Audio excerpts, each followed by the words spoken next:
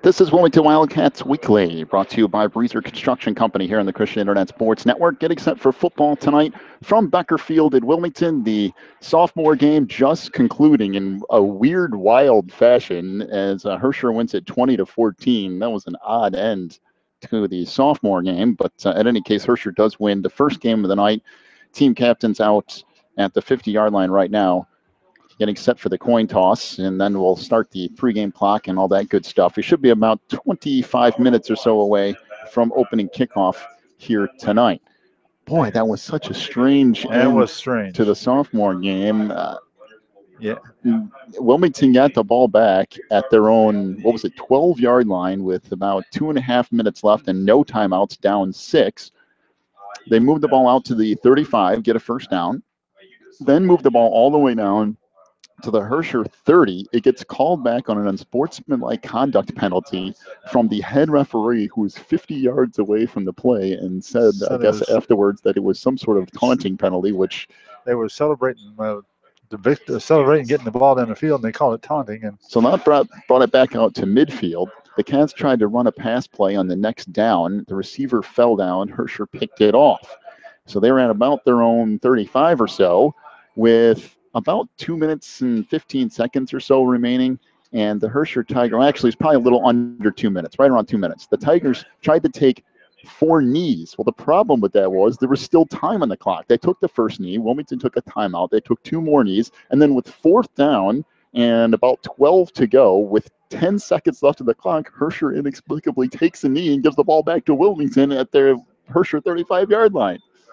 But unfortunately for the Cats, they could not cash in. Herscher stacked the quarterback in the next play, and it didn't matter anyway, but it was still kind of unbelievable that they would take a knee with 9 seconds on the clock on 4th down. And not only did they take the knee, he was pulling out from the center when he was going to take the hike, and he's fumbled the ball.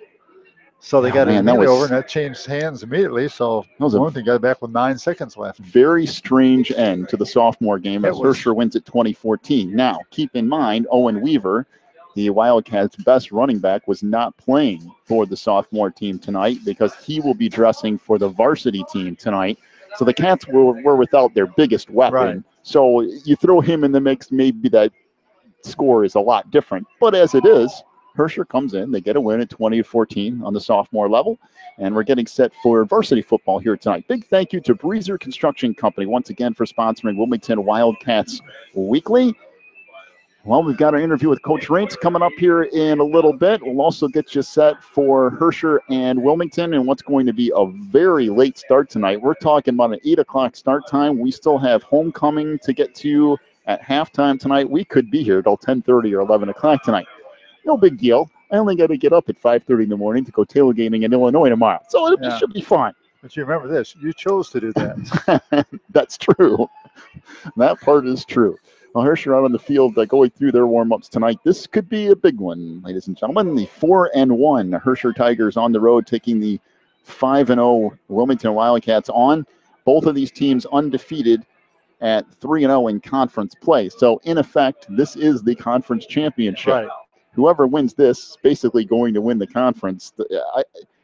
There might be, I didn't really look at this thing in total, there might be some crazy scenario where one of these teams doesn't win it, but let's face it, whoever wins this tonight is winning the conference. I think it's almost virtually a shoe-in that one of these two will win the conference. So yeah, I don't think anybody else will have enough wins. I don't think so. And even if they did, the wins and the head-to-head matchups won't match up anyway. So I'm pretty sure whoever wins tonight wins the I-8 Conference Championship. Should be a good game tonight. One of the 2 games that we were really looking forward to from the beginning of the year, other than Coal City, that, of course, was a big one. Herscher and then Mantino, the last game of the year. Yes, last game of the year, Mantino.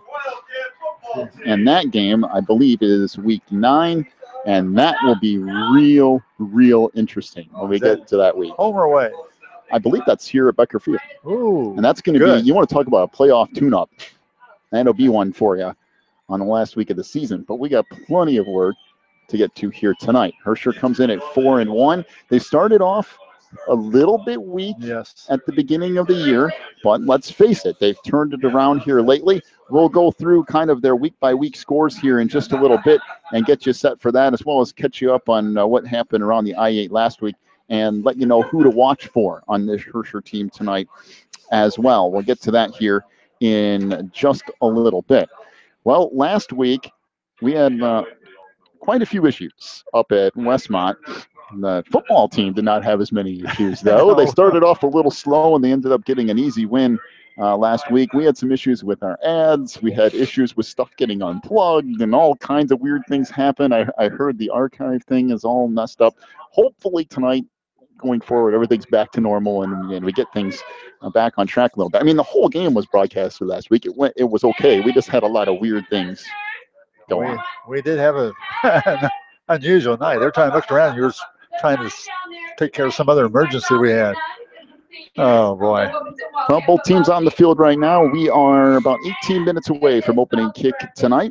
We're going to take a break. When we come back, we'll get you set up for tonight's game, talk a little bit about the Herscher Tigers, and talk about some other stuff going on around the area as well. We'll do that in just a moment. You're listening to Wilmington Wildcats Weekly here on the Christian Internet Sports Network, brought to you by Breezer Construction Company. Hopefully after state. So come on down, what have we got here, Mortimer? For over 30 years, Breezer Construction Company has led the way in providing quality construction to the industrial, utility, and pipeline industries.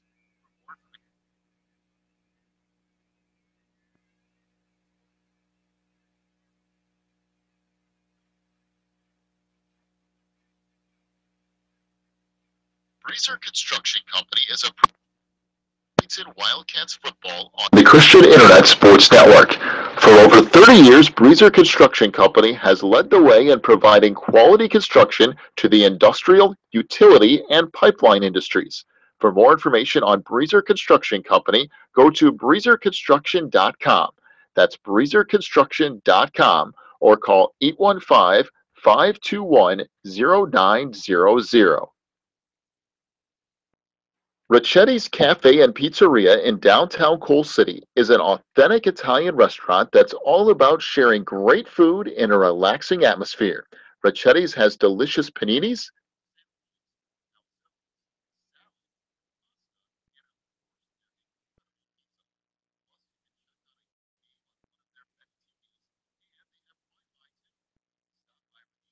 Cafe and Pizzeria today at 375 South Broadway in Coal City. Well, once again, ladies and gentlemen, we have issues, and I changed the cords around. I've done everything that I could possibly think of with this. Maybe, knock on wood, I actually have this fixed for once. We'll try this one more time.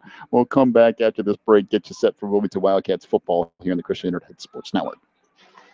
ACN Representative Pete Treby has a very simple way for you to save money on your monthly bills. All you have to do is go to Pete's website and fill out the free analysis form. Then Pete will show you a detailed way to save money on everything: wireless, satellite TV, high-speed internet, local and long distance, computer support, and coming soon, save money on energy. Go to the sponsors page on this website, click on ACN Representative Pete Treby's link, fill out the free analysis form, and start saving money today.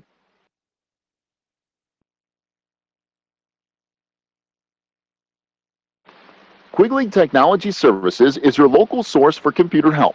They have built numerous websites, including ours here at the Christian Internet Sports Network. Quigley Technology Services also specializes in virus removal, so your computer will get back to full speed now. And you can trust them for first-class computer repair, including free local pickup and delivery, plus on-site service, including after hours. Contact Quigley Technology Services at 815-293-7844 or stop by at quigtech.com. That's QUIG tech.com.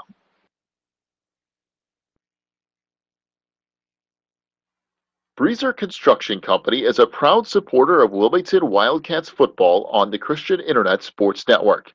For over 30 years, Breezer Construction Company has led the way in providing quality construction to the industrial, utility, and pipeline industries. For more information on Breezer Construction Company, go to breezerconstruction.com. That's breezerconstruction.com, or call 815-521-0900. This is Wilmington Wildcats Weekly, brought to you by Breezer Construction Company, getting set for football tonight here from Becker Field in Wilmington. The Cats and Tigers getting set to do battle tonight. Herscher coming in at 4-1 on the year. Wilmington at 5-0. To give you a little bit of a rundown on how Herscher got here and exactly what they've done through the first 5 weeks. They started off with possibly the toughest game in either the small or big conference, going up against Manteno. 32-14 winner over Herscher in week 1. However, when you look at what Herscher and Manteno have done this year, specifically Manteno, who is undefeated and doing an excellent job in the large school division, a loss in week 1 to Manteno is not as bad as it would appear in other years, that's for sure. Yeah, Manteno's a much better team this year than they have been in the past. That's a quality game, and they played very well. We kind of wondered at the beginning if Herscher was going to have a bad year. We didn't realize how good Manteno was going to be. Well, and then week 2, in a game that I thought would be a little bit more in Herscher's favor, but was not, they barely beat Piatone, a 13-7 winner in week 2. Piatone is not the same team that they were last year after going a couple of games into the playoffs and getting an impressive win in round 1. And they graduated most of their players, I believe, 20 of their 22 starters or something like that. So it's not the same Piatone team, although still a decent team. Herscher wins in week 2, 13-7 over Piatone. In week 3, again, a little bit of surprise, had some troubles with Westmont. 36-20 was the win for Herscher in week 3, although I believe it was 21-20 Herscher going into the fourth quarter of that game with Westmont. Herscher kind of built on that a little bit and ended up winning 36-20. And then after that, the Tigers kind of took off. They beat Seneca in week 4, 47-7 in a game I know that opened up a lot of people's eyes to see how good this Herscher team is. And then last week, they beat Reed Custer 35-7. So we're talking about a team that's moving in the right direction. They got momentum on their side. And they come in here tonight, I'm sure, fired up and thinking that they could have a shot at knocking off Wilmington and taking home the first I-8 small division title for the Herscher Tigers, and not only that, taking it away from Wilmington for the first time, I don't know how many years. Boy, Wilmington, yes. I wonder how many they have won in a row. And well, I had that stat somewhere here, but I'll have to dig that up. I got it somewhere in my mound of paperwork. I could go out and read the bleachers. Well, yeah, it is right over there. The whole list is. But they've been very consistent winning it. I think there was 1 or 2 years they didn't win it, but since we've been around here. All the rest of them, they did. Well, Herscher's going to go I formation for the most time tonight, and basically everything's going to run through Austin Burns, their tailback, who has had a very good year, not only running the ball, but also receiving. Brendan Powell will do the quarterbacking duties tonight for Herscher. Brendan has a decent arm. They don't use it a lot, but when they need to, he can throw the football. And they'll also hand the ball off to a variety of running backs. You'll see Jordan Lamy tonight get the ball a few times. If they do have to pass the ball, you'll see guys like Chris Offerman come into play for Herscher tonight as well. So they have a few different weapons, but more times than not, it's going to go through the hands of Austin Burns. And the one thing that Wilmington's worried about tonight is Burns changing field, because he does that a lot. It's the hole supposed to be to one side, and he'll cut it back to the other side. And if you over pursue against this team, you're going to get in trouble quickly, because Austin, not only is he quick, but he has good open field speed too. So if you over pursue, he's going to make you pay. And that's a weakness that Wilmington does have, because they are very quick on their feet, and they pursue the play very hard. So that's going to be something the coach is going to have to watch out for tonight. All right, we'll take another break. We'll come back. We'll get to our pregame interview with Coach Jeff Reitz here in just a moment. You're listening to Wilmington Wildcats Weekly, brought to you by Breezer Construction Company. Back in just a moment on the Christian Internet Sports Network. Teresa's Styling Salon in Wilmington is a casual, family-friendly salon that caters to people of all ages. Teresa's provides everything from haircuts to perms to manicures, and they can highlight or color your hair for that special look. Teresa's is located in the Southgate Plaza on Water Street in Wilmington. Call today for an appointment at 815-476-1955. That's 815-476-1955.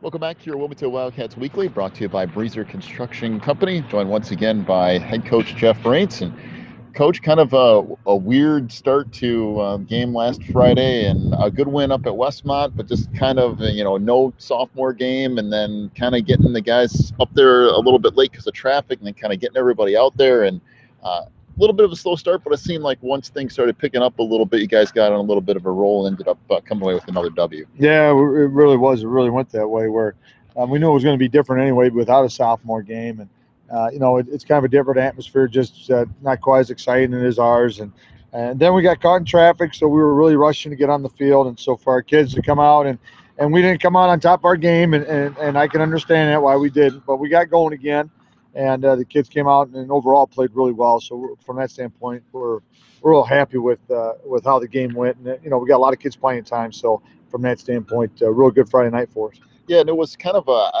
we knew kind of going into Westmont was going to have a little bit of a struggle defensively, but the offense for them seemed to come right out firing. I mean, they had a good running back, they had a couple of real big wide receivers, and unfortunately for Westmont, they had a couple of kids injured that couldn't finish the game, got injured in the first quarter, but they had quite a few weapons, which was, I think, a surprise to a few people. Yeah, it really was. I think, going into it, we knew that some of those kids would be good. We weren't quite sure how good they were going to be. And as it ends up, they were, obviously very good skill-wise. Quarterback was a nice kid, bigger kid than what we thought on film. And so, he was a strong runner that he proved during the game. And then their running back, I was very impressed with, ran the ball hard. And, as the game went on, we got after them pretty good. I mean, we were blitzing a lot, and they were taking a lot of hits. And I want to give credit to those kids. Those kids kept fighting, and they fought the whole game. Even when the game got out of whack a little bit score-wise, those kids were fighting all night. So, I think they got some things to build on there. They're just, and they're struggling with numbers, which is why we didn't have a sophomore games this week, which is disappointing. But, I think for the kids that they do have a battle, and I think they show a lot of heart. Well, you go from Westmont to back at home again for what seems like the first time in a while, and you get a Herscher team that seems like it's kind of weird, though. The first couple of weeks seemed like, okay, here we go, kind of the same thing as last year. And the last couple of weeks here, it seems like they're starting to turn it on a little bit. And a good kid at running back, and kind of, I wouldn't say similar style offenses, but as far as running the football, you're going to kind of a quick clock again on Friday, probably. Yeah, I think the game will be fast, too. No, I agree with you. And they do a good job running the ball. Coach Wetzel there does a really good job with his fundamentals. They got a real big line, and they're very physical up front, so we're going to have to match that. And then you throw in a running back that can not only cut one way, but a couple ways, makes a lot of guys miss, and has good speed. And like I was talking about at Cat Backers the other night, I think passing-wise, it's a situation that they can pass enough and to make them dangerous. And so we got to work that out for us. They do a good job. And, when you talk about conference championships, that's what it ends up being when you play another good team. So I'm anxious to see how we match up with them. And the other thing that kind of gets thrown in the mix with this is you guys have won so many conference games in a row, and not only that, but Herscher hasn't been in the conference all that long, and a chance for them to come in and go, hey, this might be a possibility, and to come in all fired up, like you said, homecoming. You never really know how the kid's going to react to that, so could be an interesting start. Yeah, I think so too, and I think our kids have had a good week of practice. They're focused. They understand with the homecoming, they want them to have their fun, but by the same token, there's football to be played. And Herscher is going to bring a lot of people down. They're going to be fired up too. And this is what high school football is all about, is to get in these situations. And so I'll be anxious to see how our kids react. Quick program rundown. I know not having a sophomore game kind of hurt you guys this week, but where are you getting levels thus far?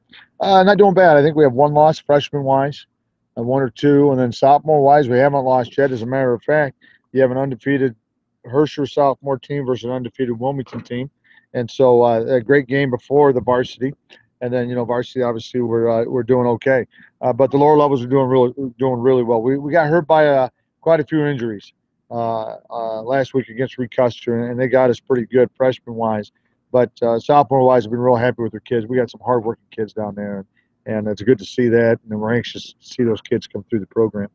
I know it's supposed to be a little iffy as whether it's supposed to rain or not, and with all the rain had coming into this game, and does that favor one team or another here? Or since you're both running teams, does it kind of even? I don't. We rely a lot on our speed. It might hurt us a little bit, and they're bigger, but by the same token, their running back is real quick and wants to cut all over the place, so that would probably even itself out. And so we'll see. Hopefully we have a a good enough surface to where it doesn't affect the game too much, because you don't want that to be a factor in it. But if it is, our field's in good shape. I think we'll be okay in playing it, and hopefully the weather doesn't mix too much into it. And lastly tonight, injury-wise, I know you said the other night you didn't think there was too much going on, but any changes to that? We got a little banged up. Mick Williams a little bit with his ankle, but he practiced well today. We gave him the day off yesterday, and he came out and did well today. So we're thinking he's going to be 100%. And beyond that, hey, we're good to go. So let's see what happens. All right, Coach. Good luck tonight. We'll talk to you again in the postgame. All right, John. Appreciate it. It's Coach Jeff Reitz joining us here on Wilmington Wildcats Weekly, brought to you by Breezer Construction Company. Take a break, come back, opening kickoff in just a couple of minutes. Cats about set to take the field. Back in a moment on the Christian Internet Sports Network.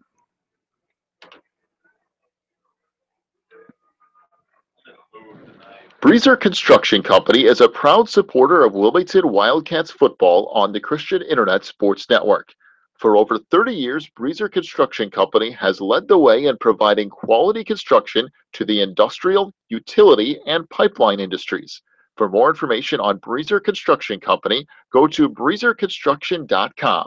That's breezerconstruction.com, or call 815-521-0900. If you're looking for more information on Wilmington Wildcats football, then check out the Catbackers every Wednesday at 7 at Tuffy's. Each week, Coach Reitz goes over game film, takes questions from the audience, and presents the Offensive and Defensive Player of the Week awards. Plus, you'll get to hang out with other Wildcat fans and get the inside scoop on next week's game. So be sure to check out the Catbackers every Wednesday at 7 at Tuffy's. Just about set for football here from Becker Field tonight. The Cats back at home to take on the Herscher Tigers in what is, in effect, the I-8 Small Division Conference Championship tonight. Herscher at 4-1 on the year, 3-0 in conference play. Wilmington at 5-0 and 3-0 in conference play. Cats about ready to take the field tonight. This is homecoming. We've got a massive crowd of people out in the run-through tonight. There's at least 6 or 8 motorcycles in the end zone. Not quite as many as the 25 or so last week, but it's also about 40 degrees colder than the last home game we had. Yeah, and they've got a huge amount of people out in the center of the field for the run through, and it doesn't look like it diminished the crowd at all. No, there's a big crowd here tonight. The word around town has been that this game is the big one so far this year. This and Mantino later, and you're going to see a big crowd for both of these games.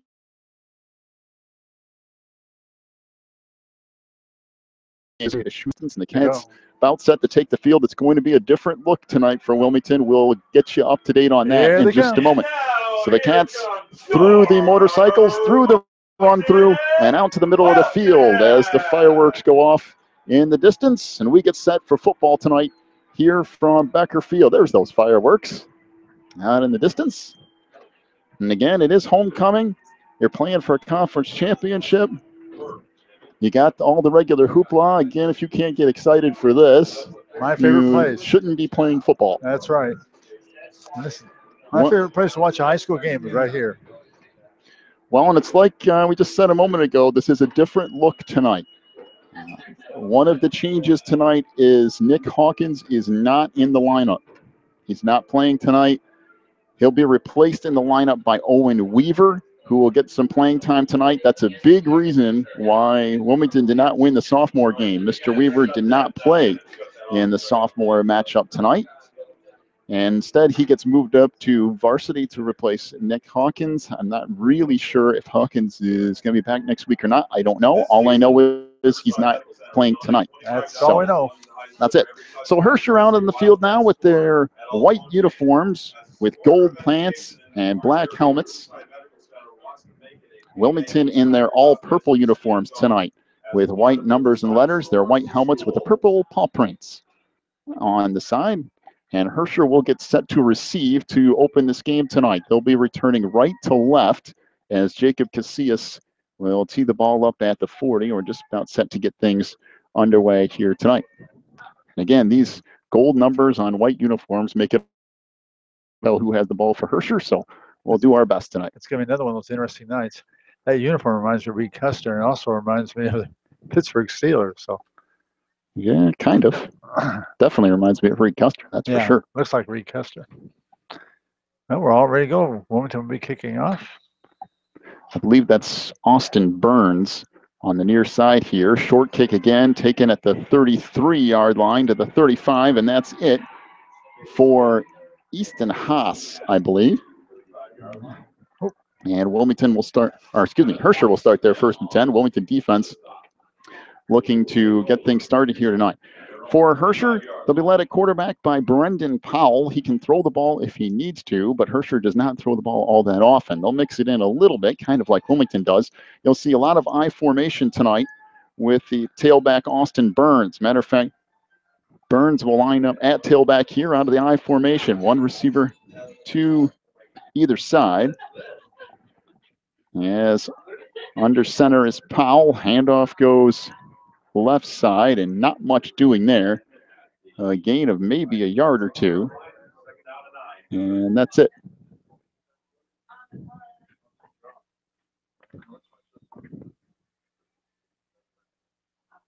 So 2nd down and 9 upcoming for Herscher.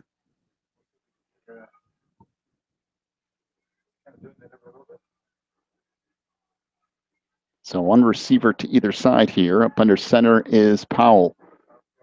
2nd and 9 for the Tigers. Handoff goes up the middle and nothing doing there. Maybe a gain of a yard or two. It'll bring up 3rd down and long for Herscher from their own 38-yard line. It'll bring up 3rd down and 7.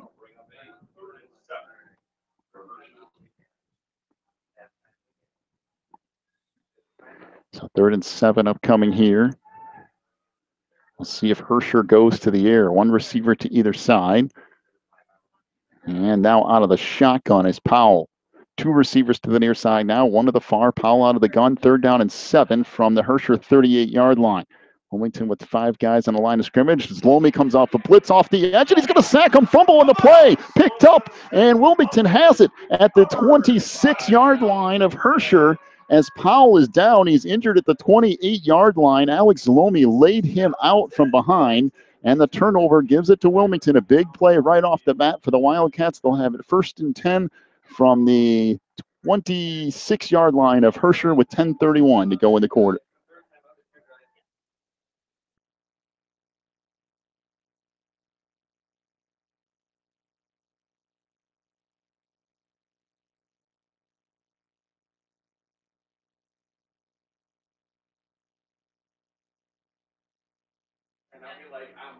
So 1st and 10 upcoming for the Cats after this injury timeout. Brendan Powell, the starting quarterback, is the injured player for Herscher at their own 27. He's trying to get up and get back off the field here. And good sign for Herscher as Powell will come off the field.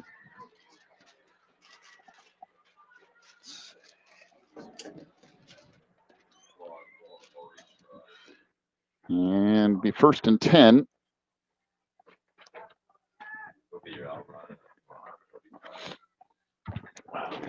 First and 10 for Wilmington from the 26 of Herscher. Well, we got a little bit, few things we had to kind of get straight here. It's McWilliams and Austin Hedrick will start at wing back here tonight, with Hawks at fullback. Handoff McWilliams, left side, inside the 25, down to the 20, bangs ahead, down near the 18-yard line. Good 1st down run for Nick McWilliams off the left side. It'll bring up 2nd down and about a yard. Well, we'll call it 2 yards. A gain of 8 for McWilliams. 2nd and 2 now from the Herscher 18-yard line. Boy, that's a big play on 3rd down for that Wilmington defense, for Zlomi to get the sack and then force the fumble as well. Yeah, Zlomi came in and blitz from the right end position, and he just flat out running.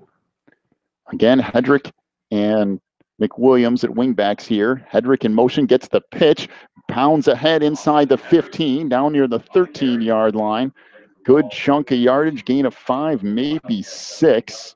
Depends on the spot of the ball. I think it's 6 yards. It'll be a 1st down for Wilmington at the Herscher 12-yard line. 9:49 to go opening quarter. Cats on the move after forcing a turnover on Herscher's first possession.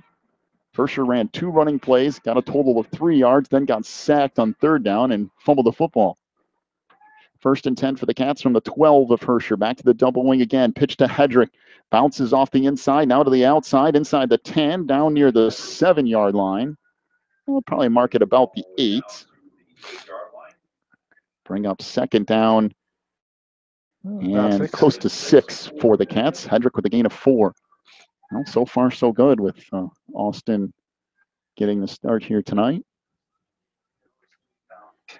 And you'll see Owen Weaver tonight as well. I know Coach Rintz was not going to be bashful at all about letting Mr. Weaver get some playing time tonight. All right, here we go. Second down and 6 for the Cats. Ball at the 8-yard line of Herscher. In motion, Hedrick gets the pitch again. Inside the 5, he's got a hole and he's into the end zone. Austin Hedrick, an 8-yard touchdown run, and the Cats on the board first. They lead at 6-0, 8:52 to go opening quarter. Well, that's what you like to see out of this Wilmington offense. Straight down the field and get some points. Boy, and that was a nice run off right tackle. Yeah, that ball power running. Wildcats looked very effective coming off that fumble. They took the ball and marched right down the field. They had 4 running plays, 6, 4, 7, and 8 yards, and a touchdown. Jacob Casillas on to attempt the extra point here out of the hold of Austin Hedrick. Good snap, good hold. The kick by Casillas is good. Yep. And the Cats lead it 7-0, 8:52 to go in the first. We'll take a break. Back with more Cats football in just a moment here on the Christian Internet Sports Network. If you need something done around your house, chances are Beth's Busy Bees can get it done. They specialize in residential and commercial cleaning, but they can also do lawn care, small home remodeling and repair jobs, and even things like caregiving. Beth's Busy Bees is a small family-owned business, and they will treat you right every time. 5-685-9111 for Beth's Busy Bees today. Warren's Collision Center is your hometown body shop specializing in top-of-the-line customer service. Warren's accepts all insurance companies, and they offer free estimates, certified technicians, and a lifetime written warranty. Plus, Warren's will set you up with a rental car while your vehicle is in the shop. So the next time you need work done on your vehicle, call my good friend Warren at 815-458-3300 or stop by Warren's Collision Center at 242 North Front Street in Braidwood. You can also check them out online at warrenscollision.com. Warren's Collision Center, where they care beyond the repair. 7-0 the lead for Wilmington, 8:52 to go opening quarter. Casillas to approach and kick off left to right here. Another short kick, and this might go out of bounds. Nope, it bounces down to the 20, and it looked like it might have stepped out of bounds. Up the sideline comes the returner. Burns all the way out to midfield before he gets pushed out of bounds. He stepped out of bounds way back at the 25 or so, and nobody called him out. It looked, and it was official, not I don't think 5 yards behind him at the time. And he did not call it. It was definitely out of bounds, but if they don't call it, it doesn't matter. So Burns returns it to the 48-yard line of Wilmington. So good field position for Herscher here. First and 10 from the 48 of Wilmington. 8:45 to go in the opening quarter. Shotgun formation for Powell. 2 receivers to the far side, 2 back to the near, 1 lone setback as well. Powell takes the snap out of the gun. Handoff goes up the middle. Good run on first down for Austin Burns. Gets about 4, close to 5. And we'll give him 5 yards officially. 2nd and 5 for Herscher. I'm telling you, Austin can run the football. He's quick. He has quick moves, and he has speed when he gets to the outside. Boy, he is quick. Man, if you get a shot at him, you have to tackle him. If you let him get through a tackle, it could be big trouble. 2 receivers to the far side, 2 back to the near. Out of the shotgun again is Powell with Burns to his right. 2nd and 5 from the Wilmington 43-yard line. 1 receiver in motion. Handoff goes on the jet sweep to the far side. This is going to go nowhere. Wow, nice a loss play. of a yard. Alex Zlomi steps up to make the play for the Cats. Trying to see who it was that had the football for Herscher. Was that number 2? It's either 2 or 5, and I don't have either one of those. I don't either. So you can mark that down. I don't have a 2 or a 5, and it's not on the official roster either. Let's see, and he lost 2 yards. 3rd down and 7 upcoming for Herscher. Again, shotgun formation, 2 receivers to either side. Ball at the Wilmington 45. Burns to the right of Powell here. Again out of the shotgun snap. Shots back, fires a pass, incomplete. And again, the quarterback, Brendan Powell, just got laid out by Joe Mann, and that will bring up 4th down, and this Wilmington defense forces another 3 and out. Now that defensive line came through there smoking. He barely could hurry a pass off before he got nailed. Austin Hedrick back deep for the Cats. And punt upcoming here. The kick straight up in the air off the foot of Tyler Fisher. This bounces at the Wilmington 25 and bounces backwards out near the 30. It'll be down at about the 29-yard line. And that's where Wilmington will start over 1st and 10. 7:14 to go opening quarter. The Cats lead at 7-0 over Herscher. By the way, Reed Custer's homecoming tonight. They trail Lyle 7-0. Make that 7-7. Reed Custer just scored. Wow. So the Comets and Lyle tied at 7 tonight. That's homecoming just down the street in Braidwood, trying to get their first win of the year at 0-5, but they've played a little bit better than that record would indicate. Also, Plano, a 3-0 lead on, well, that just got updated. 11-0, their lead on Piatone now. So Plano up by 11. Boy, people are racking up the points here. Double wing for the Cats again. Handoff McWilliams off the left side. He gets tripped up.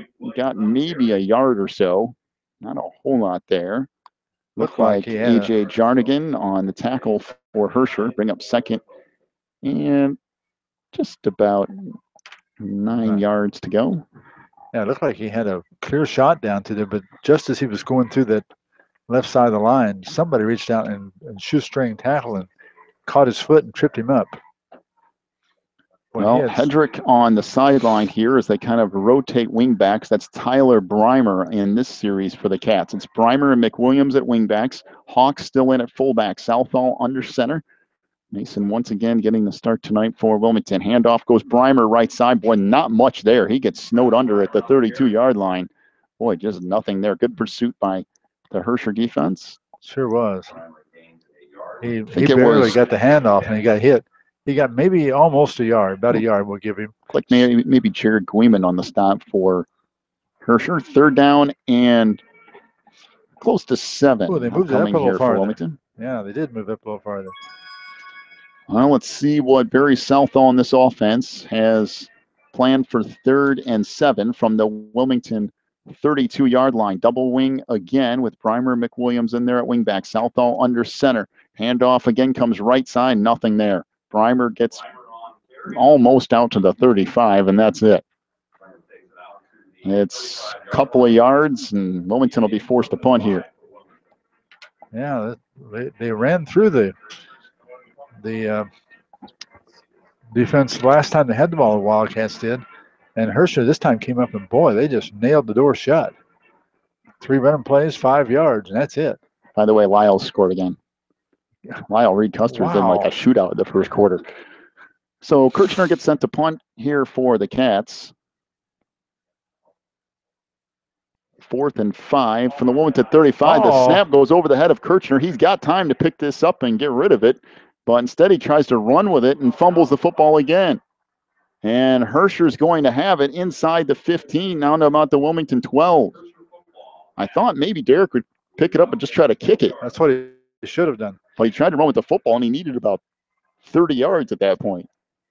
Well, that's a big problem. And it wasn't Derek's fault at all, actually. The snap went over his head, and he had to go chase it down. Did a nice job of doing that and just didn't have any time to do anything else. So 1st and 10 for Herscher. The ball's going to be placed at about the Wilmington 13. Boy, what field position for the Tigers. 1 receiver to either side. Brendan Powell under center this time. The lone tailback is Austin Burns. 1st and 10 from the Wilmington 12 with 4:57 to go in the first. 7-0 the lead for the Cats. Pitch comes near side. All kinds of room for Burns, and he's just going to walk into the end zone. Touchdown Herscher. Boy, there was nobody out there uncontained for Wilmington. I mean, no one. 7-6 the lead now for the Cats, pending the Herscher extra point. I tell you what, there wasn't a single purple jersey on that half the field over there. Well, extra point upcoming here from Tyler Fisher. All at once, what looked like an easy game for Wilmington turned into a nightmare. Well, you can't have those big mistakes in games like this because these teams will make you pay. Yeah, we've said that all year long. We've had several fairly easy games, and we said, well, you can make those mistakes here, but you can't make them when you get later on. Well, tough games. Herscher has to burn a timeout. They didn't have 11 guys on the field for the extra point. 4:52 to go in the opening quarter. Pending the extra point, it's 7-6 Wilmington. Take a break. Back with more Cats football in a moment on the Christian Internet Sports Network. Breezer Construction Company is a proud supporter of Wilmington Wildcats football on the Christian Internet Sports Network. For over 30 years, Breezer Construction Company has led the way in providing quality construction to the industrial, utility, and pipeline industries. For more information on Breezer Construction Company, go to breezerconstruction.com. That's breezerconstruction.com or call 815-521-0900. Ricchetti's Cafe and Pizzeria in downtown Coal City is an authentic Italian restaurant that's all about sharing great food in a relaxing atmosphere. Ricchetti's has delicious paninis, sandwiches, calzones, salad, pasta, and of course their incredible pizza. Plus, you can check out a game on one of their many TVs, and they have Wi-Fi too. Stop by Ricchetti's Cafe and Pizzeria today at 375 South Broadway in Coal City. Well, the kick is shanked to the left off the foot of Tyler Fisher, so the extra point no good. Cats lead at the moment 7-6 with 4:52 to go in our opening quarter. Well, turnovers have been the big story so far. Wilmington had a sack and a forced fumble, took over at the Herscher 30-yard line or so and punched it in for a touchdown. Then Wilmington snaps the ball over Derek Kirchner's head on a punt attempt, and Herscher ends up recovering the football back at the 12-yard line of Wilmington after Kirchner picked it up, tried to run with it. It got knocked out of his hands again, and Herscher picked it up, and they go straight into the end zone. And now it's a 7-6 lead for Wilmington. So far, turnovers have been the big story tonight. Yeah, and it's but hopefully Wilmington will get it all back together now and settle down and play their game. But that was really a kick in the gut right there. Well, ball teed up at the 40 is Herscher kicking off right to left here. This is Tyler Fisher, 6 foot, 190-pound junior doing the kicking duties for the Tigers tonight. He'll approach Hedrick and Breimer back deep. Wow, what a kickoff. This will go all the way into the end zone, and Wilmington will get a touchback and start 1st and 10 from the 20. Guy's got good legs. He's got a long reach with his kicks. His accuracy leaves a lot to be desired, but he can boom the football. Yeah, he can. He can really boom it. We were watching him warm up with his field goal attempts, and he could really nail it from a long ways out. But the problem was your accuracy. He didn't have very good accuracy. Wilmington needs to get things back on track offensively here tonight. First set of downs, the Cats go straight into the end zone with no problem at all. The second set of downs, they couldn't even get 5 yards. So 1st and 10 for the Cats from their own 20. Again, out of the double wing.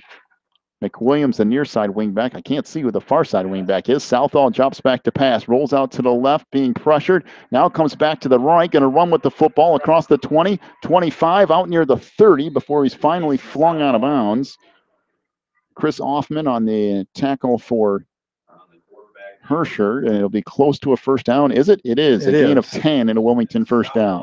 Joe Mann out there throwing a block for him when he came around this side over here. Another guy in the backfield threw a nice block. I didn't see who that was, but he took out one of the Herscher linemen and opened up the way for that run.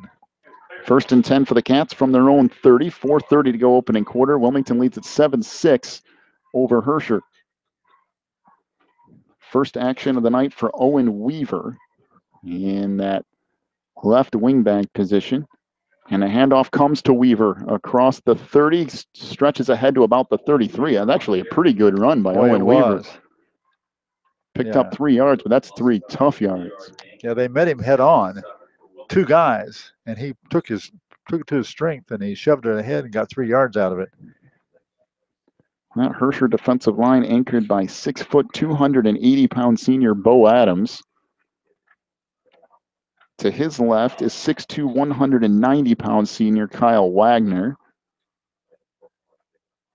I was trying to see who was to his right, because they're all decent-sized kids. Boy. Double wing for the Cats here. Dropping back is Southall.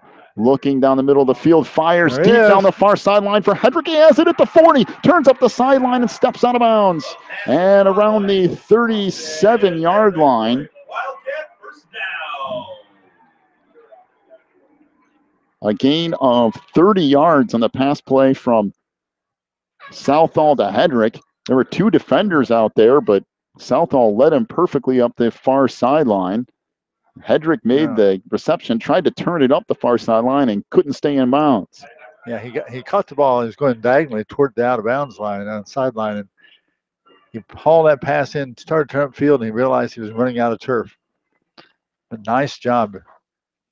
Southall's got a good way of dropping that ball right over the defenders. Weaver stays in at wingback, along with McWilliams. Handoff McWilliams left side inside the 35, bangs down to the 32-yard line. A gain of 5 yards on first down will bring up 2nd and 5 for the Cats. Down to 3:15 to go opening quarter and a 7-6 Wilmington lead. Yeah, this is an important drive for Wilmington. They need to really take charge of this game right here. Well, no more giving Herscher a 12-yard field to work with either. No, we don't want to do that anymore. Why? Double wing again for the Cats. Hawk stays in at fullback. That's McWilliams and Weaver at wingbacks. Dropping back to pass. Southall rolling right side, looking deep down the sideline, has nowhere to go with it, and he's going to lose a bunch of yards.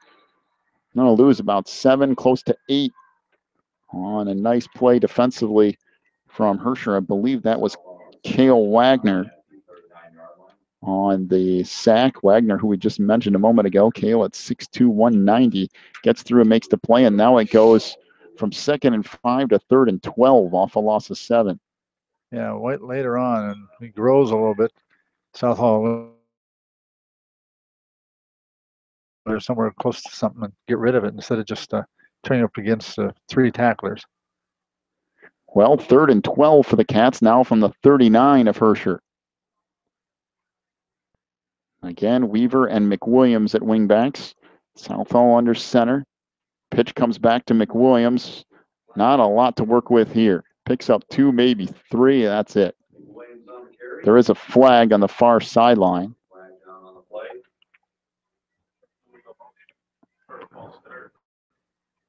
See what the call is here. An illegal shift on Wilmington. So if you're Herscher, I believe you would decline this penalty, would you not?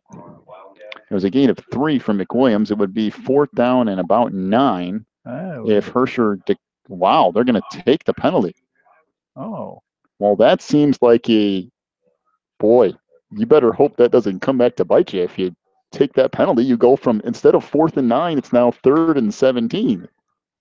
Why would you give Wilmington 2 shots at getting a first down? I would not do that. I would I would go ahead and let them have the play and get me a 4th down. They're going to kick the ball to you, or else go for 4th down. I guess that's a lot of confidence in your defense. So head coach Dan Wetzel decides to roll the dice and accept the penalty. 1 receiver to the near side, 2 to the far. Southall under center. Takes the snap, handoff to Weaver, breaks the tackle inside the 40, 35, to the 30. Weaver down to the 25-yard line, and he's got the first down. Boy, there's tough running.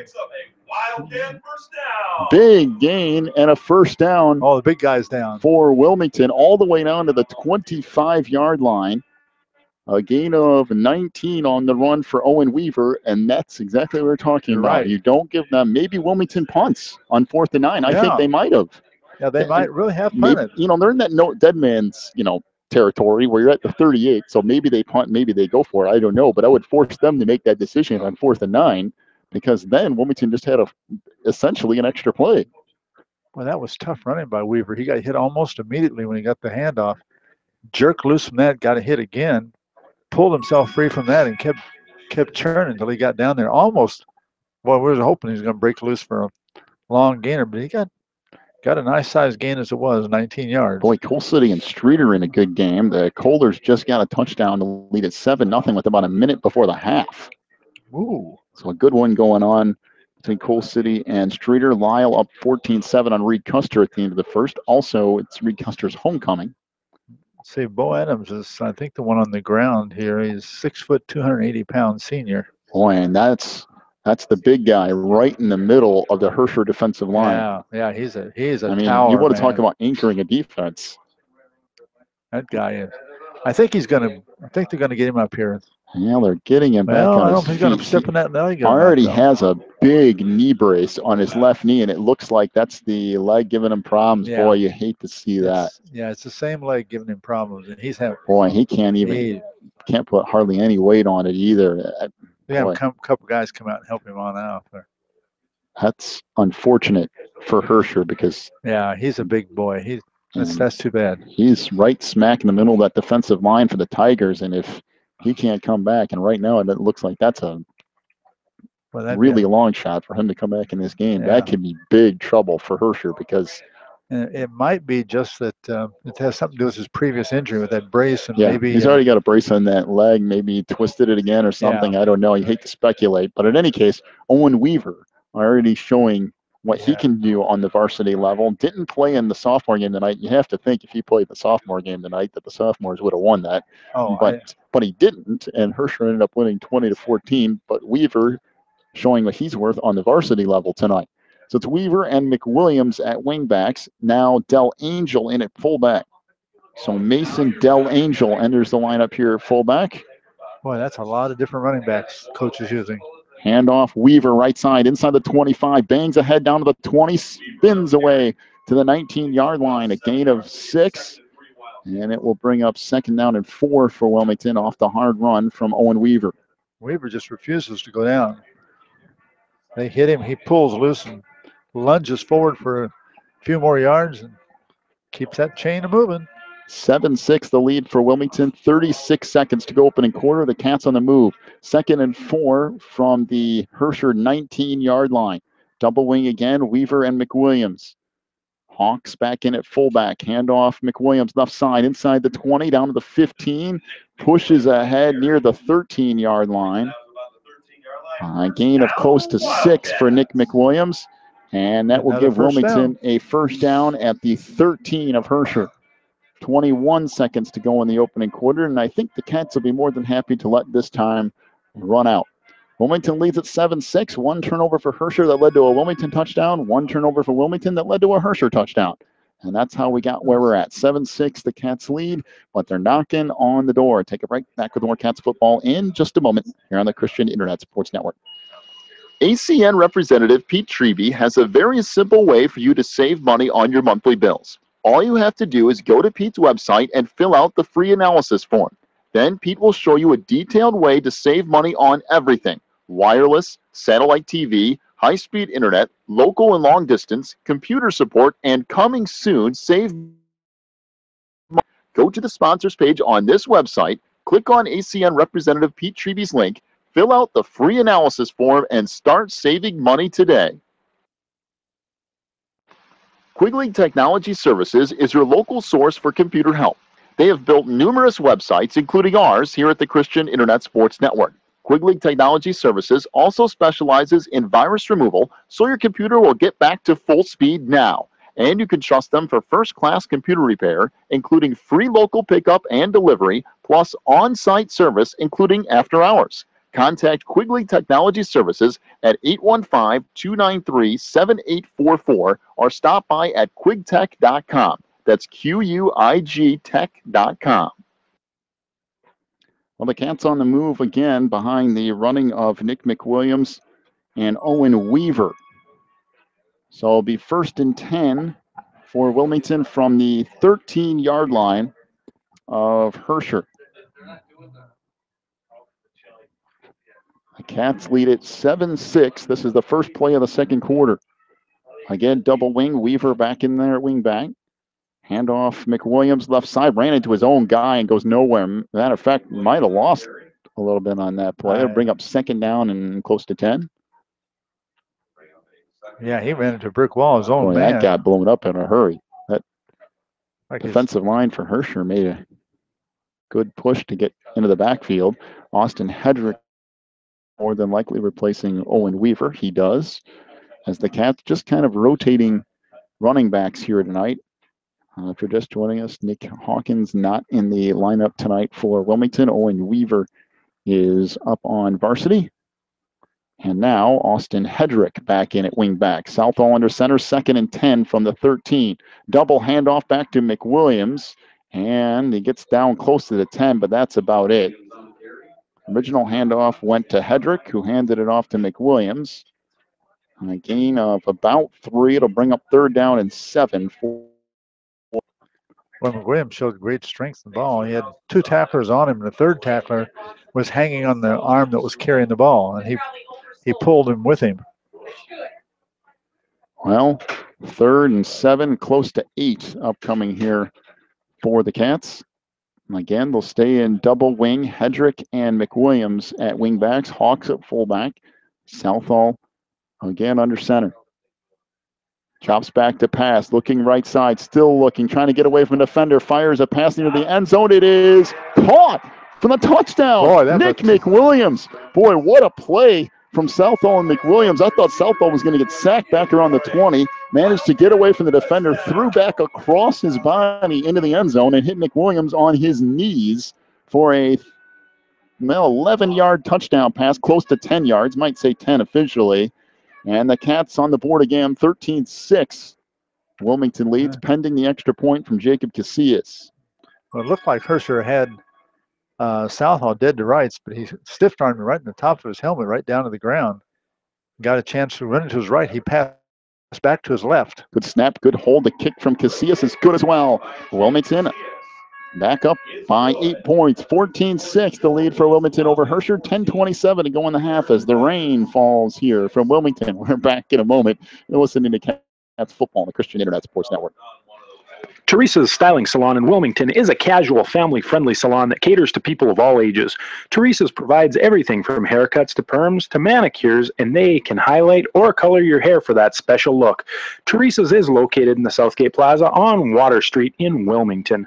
Call today for an appointment at 815-476-1955. That's 815-476-1955. 10:27 to go in the half. 14-6 is the lead for Wilmington. They'll tee it up, kick it off right to left here as Jake Casillas will get set to kick it away again. Now, let's see what Wilmington does this time around. The first 2 times they kicked it short. The first time, the up back returned it for Herscher. The second time, Casillas kicked it a little bit too far, and Austin Burns ended up with it and returned it back out to midfield. So if you're going to kick it short, you might want to make sure you keep it short. I don't know. We'll see what Casillas and the special teams do for Wilmington here. Casillas, again, a deeper kick on the far sideline. That's going to go out of bounds, and that's not going to do you any favors. Boy. Well, I guess it's better than having Austin Burns return it past midfield, but it's still pretty good field position. That's mighty good field position for Herscher.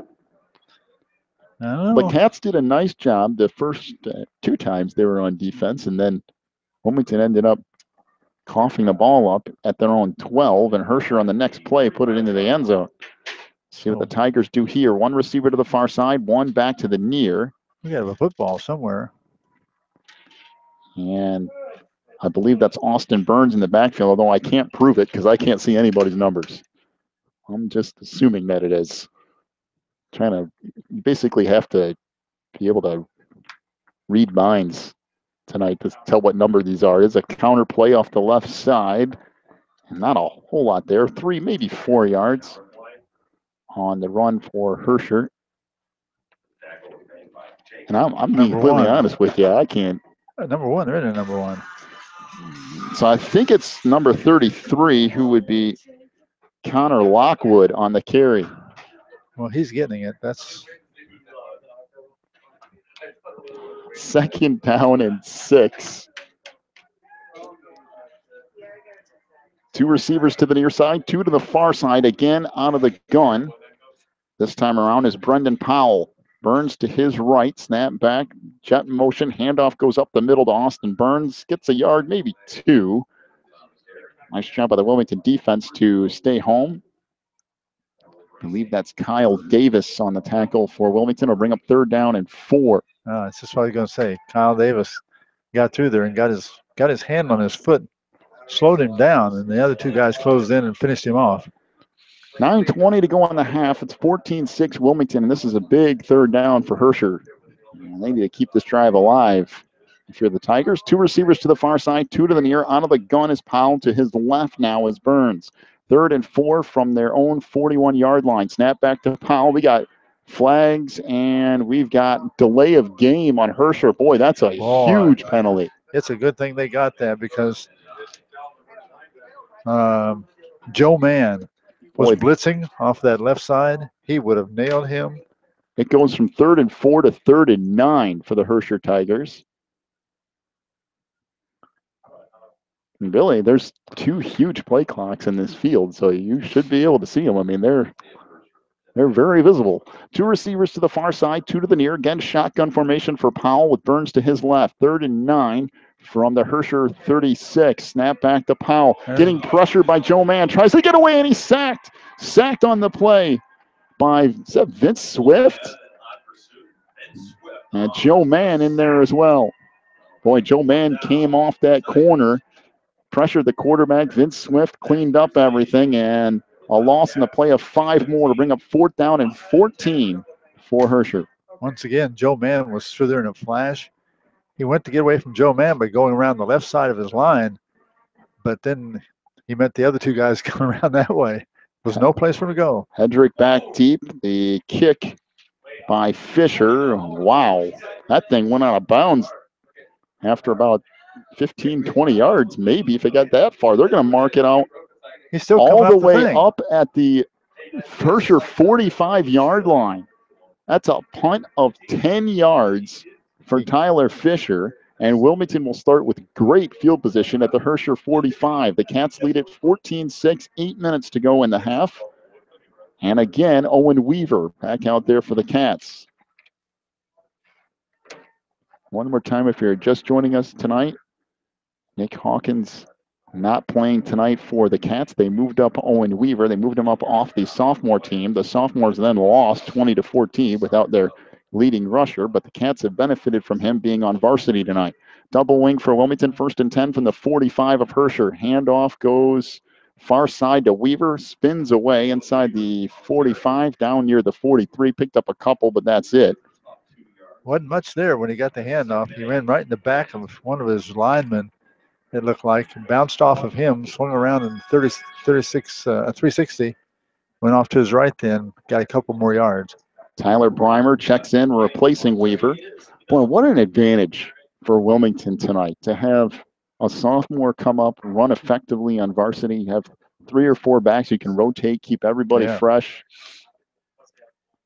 It's just that's a nice thing to have in your back pocket. All those young men wanting to get their hands on the ball. 2nd and 8 for Wilmington from the 43 of Herscher. Southall drops back to pass, gets flushed out to the near side, looking downfield, trying to get rid of it. Now finally does throw it away. And it will bring up 3rd down and 8. Southall almost ran out of bounds and then just got rid of the football. So Mason doing a nice job there of just saving the yardage. And it'll be 3rd and 8 for the Cats from the 43 of Herscher with 7:04 to go in the half. I was glad to see him at the last second throw that ball out of bounds. Not take the loss in yardage. He'd have lost 10, 13 yards. So 3rd and 8 for the Cats. 7:04 to go in the half. Wilmington leads at 14-6. 2 receivers to the near side. 1 wingback, 1 fullback. Southall under center. It's Zlomi along the sideline. Slot receiver is McWilliams. Swing pass. Zlomi fell down.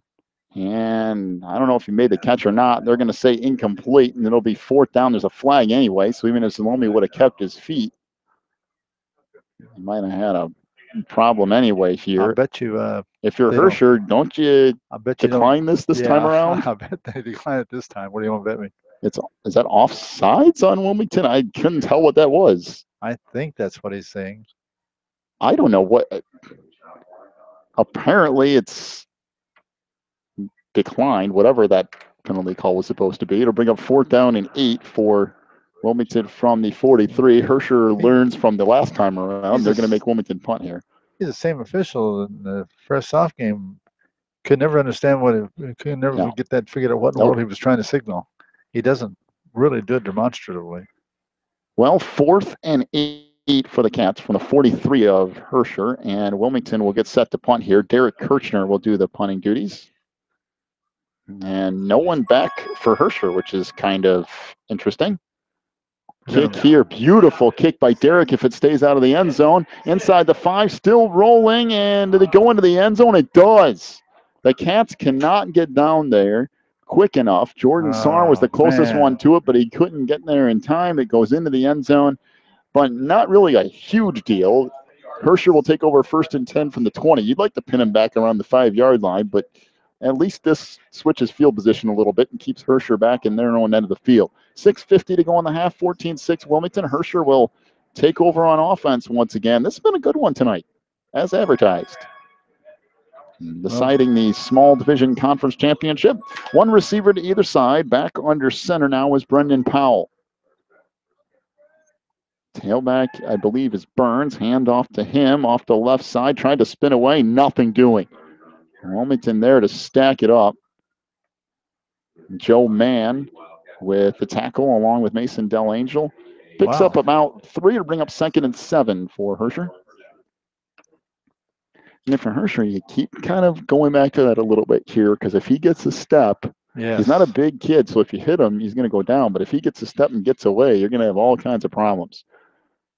One receiver to the far side, one to the near. Shotgun formation for Powell with Burns to his left. 2nd down and 7 from the Herscher 33-yard line. Or excuse me, 23-yard line. Dropping back is Powell looking over the middle. Pass tipped. Is it intercepted?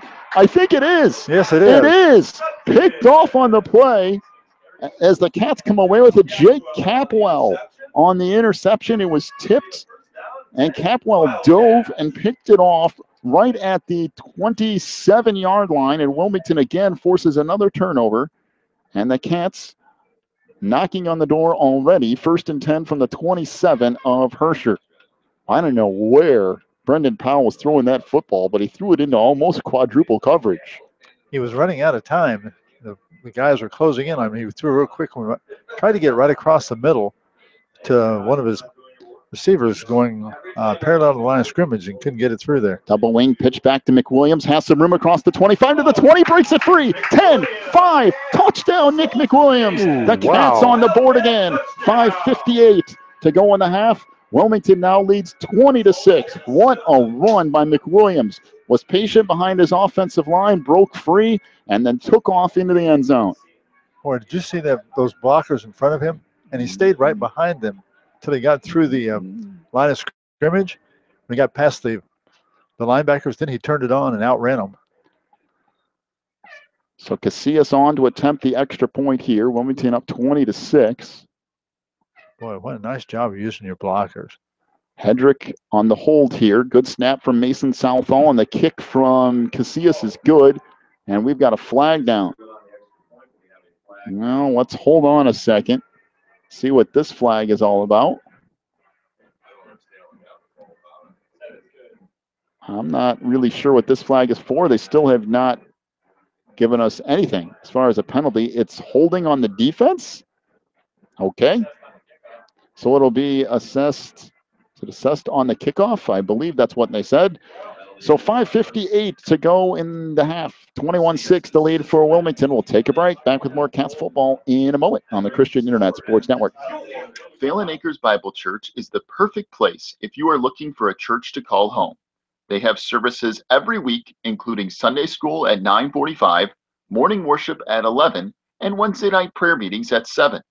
Phelan Acres Bible Church is located at 26009 Willow Lane in Wilmington, Illinois. And for more information, call 815-476-7818. That's 815-67818. 5:58 to go in the half. The defensive holding penalty on the extra point will let Casillas kick the ball off from the 50-yard line. Well, if you're Jake here, can you get the ball into the end zone? Because if you can, just go ahead and boom it and don't worry about short kicking it. So Casillas has it teed up at the 50 off the penalty on Herscher. Let's see what the Cats elect to do here special teams-wise, if they try to kick it deep or not.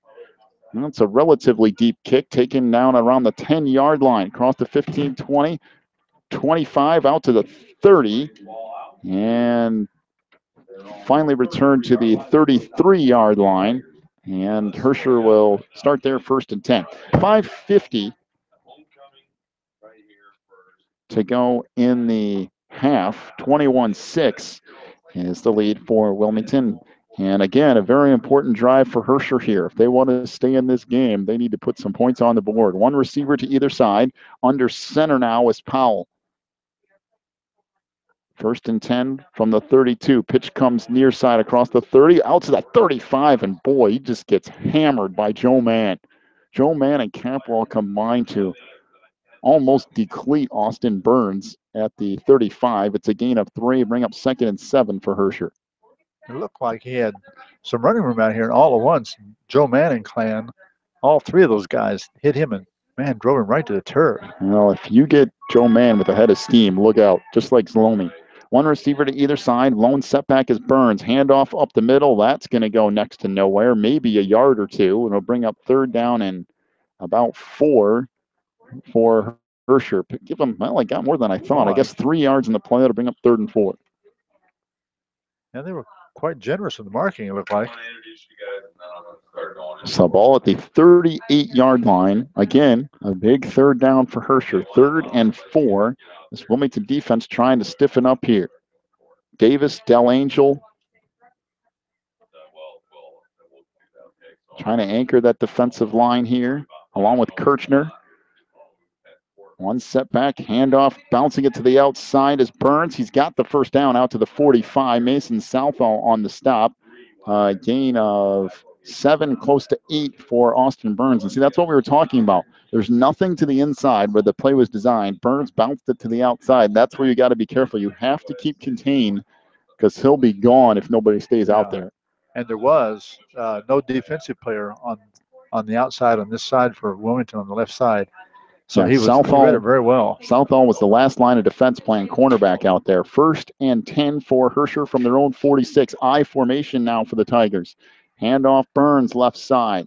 Well, he'll get 2, maybe 3. Again, the Cats defense doing a nice job of cutting that off. Derek Kirchner on the stop for Wilmington. He always seems like he gets stopped and he always gets 3 yards. Davis, Kirchner, Del Angel. And I believe that's Kyle Hull in there defensively as well for the Cats on that defensive line. The linebackers of Capwell and Joe Mann. 2nd down and a short 8 here for Herscher. Handoff goes to Burns to the 50, down to the 49, maybe the 48 of Wilmington before he's stacked up. Gets close to 3 yards. It'll bring up 3rd down and 5 for Herscher from the Wilmington 49-yard line. Again, Joe Mann, Davis, and Hawks in on the stop for Wilmington. Well, I guess if you're the Tigers, this is really about all you got left. Hammer the football, hammer the football, hammer the football, and hope you get a 1st down. Yeah, this is strength against strength right now. And really, why not? I mean, that's your best weapon. One receiver to the far side, one to the near. Lone setback this time is Burns. Gets the handoff. He's going to be short of the 1st down. That's a nice tackle on the play by Joe Mann. Sure was. Picked up about 3 yards, though. It'll bring up 4th down and a long 2, and it looks like Herscher is going to be forced to punt here. He got about 2 yards that time. It'll be 4th down and 2 left. Again, I think that's the best method for Coach Wetzel. I'll tell you what. Use up some clock, pound that football, and try to get some 1st downs. That Burns is a hard-running guy. And if he ever gets through anywhere, you'll never catch him. So Hedrick back deep here. The Cats make them punt this here. The kick and falling down is Fisher, and another flag in the play. So this might, I think that's a flag. This might be offsetting penalties here, maybe, unless that was the beanbag. It might have been the beanbag he tossed. Well, You got a running into the kicker penalty, despite the fact that I don't think anybody even touched the punter. No, they didn't. Boy, that's poor call. That's terrible. That I don't is even. terrible. He might, if he barely grazed his foot, maybe, but there's no way that was penalty worthy. But it doesn't matter. No, the that's that same Academy Award given to Tyler Fisher for his acting job, and it will give Herscher a first down. Be 1st and 10 from the Wilmington 41, even the 5-yarder, because it was only 4th and 2. So, I mean, Jordan Saar was the one closest to it, but that sure didn't look like anything there. Didn't look like. I mean, he might have touched his toe or something. I don't know, but he never hit him. So one receiver to the far side, lone setback. Here is Burns. Counter play inside the 40 down to the 36. Make it close to the 35. A good gain on first down for Lockwood. I think that's Connor Lockwood on the carry for Herscher. Gain of 6. Bring up 2nd down and 4 for Herscher. And Wilmington's going to use a timeout. Well, the Tigers are moving the football. It'll be 2nd and 4 from the Wilmington 35. Coach Reed's using a timeout here with 1:55 to go in the half. And Wilmington leading at 21-6. Yeah, you want you guys now to get to mind back and playing defense. Yeah, you got a raw deal there. You got to forget that now. You got to play defense. And he wants to get back and get ready for the next series of plays. Be sure to stick around for our halftime show brought to you by Warren's Collision Center. Good friend Warren over there in Braidwood, where they care beyond the repair at Warren's Collision Center. Stick around for that halftime show. We'll have your first half stats. We'll get scores from around the area as well. And it is homecoming night. So who knows how long this halftime is going to be. We might have to stretch this in at 45 minutes before it's all said and done. It could be a while. So 1:55 for Herscher, and they've moved the football. I mean, they stalled out on 4th and 2, but they managed to get 3 or 4 yards at a clip here for the most part. So nothing fancy. 2 receivers to the far side, 2 receivers back to the near. Under center now is Powell. Burns is the tailback. Handoff goes up the middle. He's got a first down or pretty close to it. Picked up close to 4. Man, the Tigers are just getting enough yards to keep moving the sticks. That certainly looks like a first down, is it not? So, all at the 31 of Wilmington here. 2 receivers to the far side, 2 to the near. Out of the gun again is Powell. To his right is Burns. Handoff goes up the middle and nothing there, maybe a yard. So Austin Burns gets back to the 30, bring up 2nd down and 9, down to 1:20. The clock is running. If you're Herscher, you got to get at least some sort of hurry up here. And they're taking all kinds of time. Yeah, they're trying to get a no huddle, and it's taking longer than this. Just about they had the huddle. 2 receivers to either side. Shotgun for Powell again. 2nd and 9 from the Wilmington 30. Swing pass far side, caught and slipping to the ground as the receiver after a gain of maybe a yard.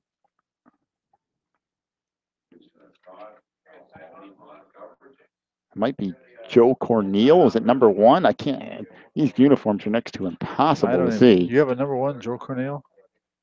I can't tell you. I'm for sure that's who it is because these uniforms are next to impossible to see anything. It's gold numbers on white jerseys, and that makes it ridiculously hard to see.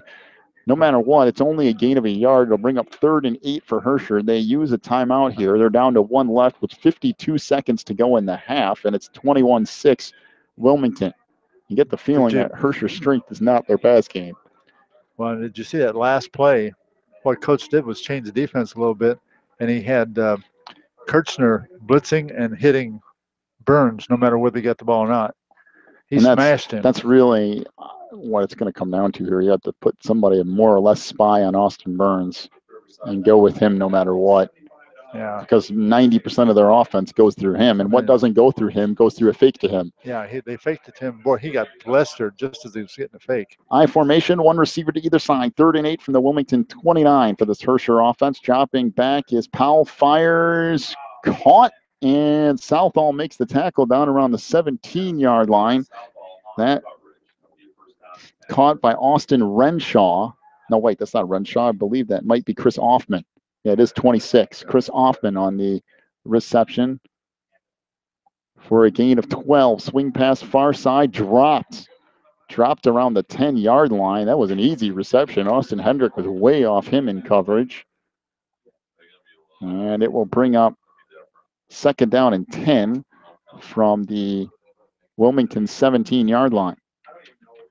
Well, once again, penalties playing a big part in Wilmington's football, and you just can't get that roughing the passer. Coach was upset with the call, but he was just as upset with his player for going over there and touching him. Just no point in it. 38 seconds to go in half. I formation for Herscher. 2nd and 10 from the Wilmington 17. Powell's pass over the middle, caught down inside the 5-yard line. Caught down to about the 3-yard line. 1st and goal for Herscher. I formation. Handoff goes to the fullback. I don't believe he got in. We've got a penalty flag down as well.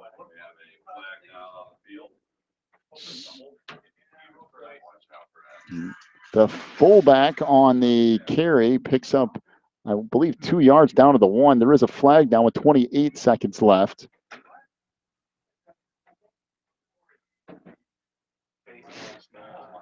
And I believe it's a face mask on Wilmington.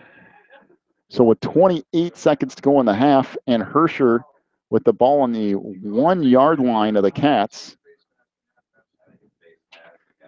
I think that last handoff went to, was it Laney on the carry? And I think the reception was made earlier by Alex Leiser. I formation here for Herscher. 2nd and goal from the 1, and we've got another flag down. See who this penalty is on. And we got false start on Herscher, so that's a big penalty. That will back it up to the 6-yard line. Brings 2nd and goal from the 6 with 10 seconds to go in the half, and a timeout to the Tigers. And who did you say caught that I pass? believe it was Alex Leiser, 6'3", 190-pound junior who lined up at the tight end position, I want to say. There was a pass right down the middle. It's so difficult tonight to see jersey numbers. I mean, I've never seen a uniform where you cannot tell who's got the football more than this Herscher team. It's just next to impossible. Oh, I don't even have them on here.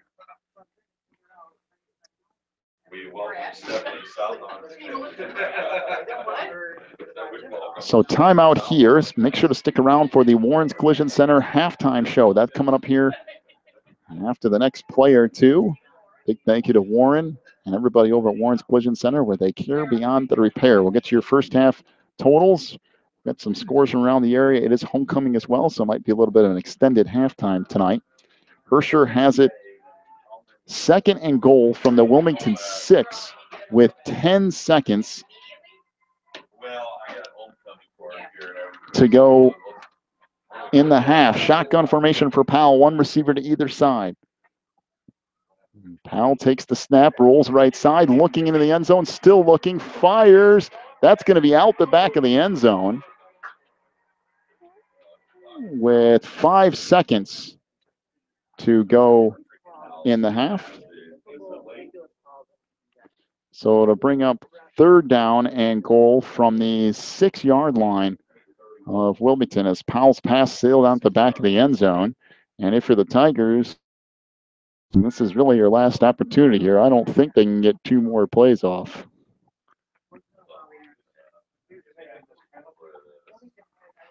Oh, boy. Let's see. There you go. You got some.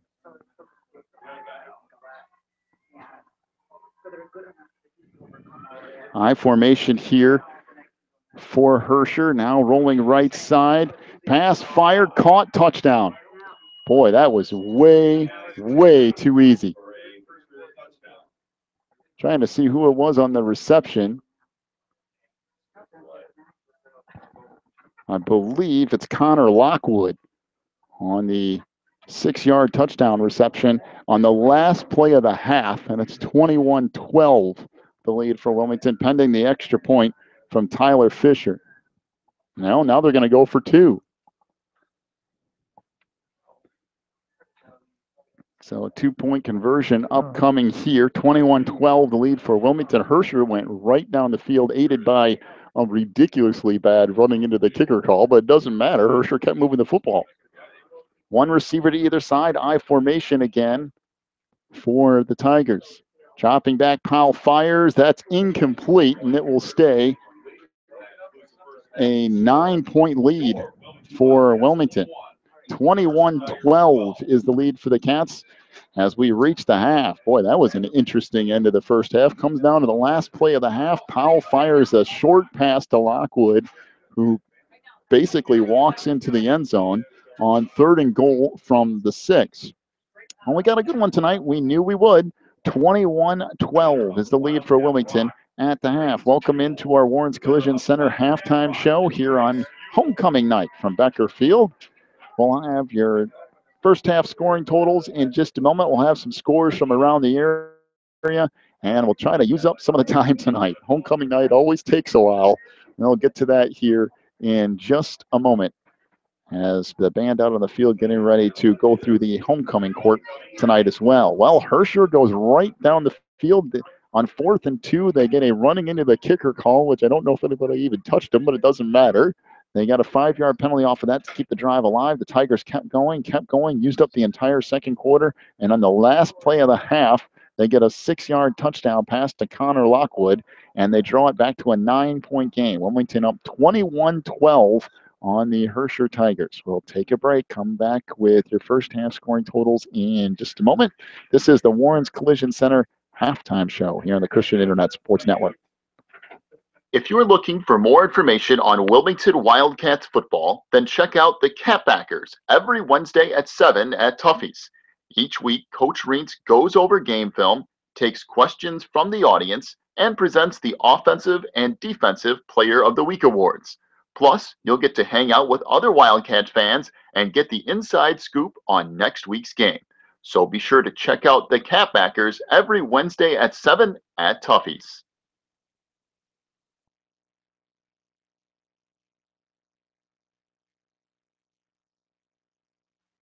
If you need something done around your house, chances are Beth's Busy Bees can get it done. They specialize in residential and commercial cleaning, but they can also do lawn care, small home remodeling and repair jobs, and even things like caregiving. Beth's Busy Bees is a small family-owned business, and they will treat you right every time. Call 815-685-9111 Bees today.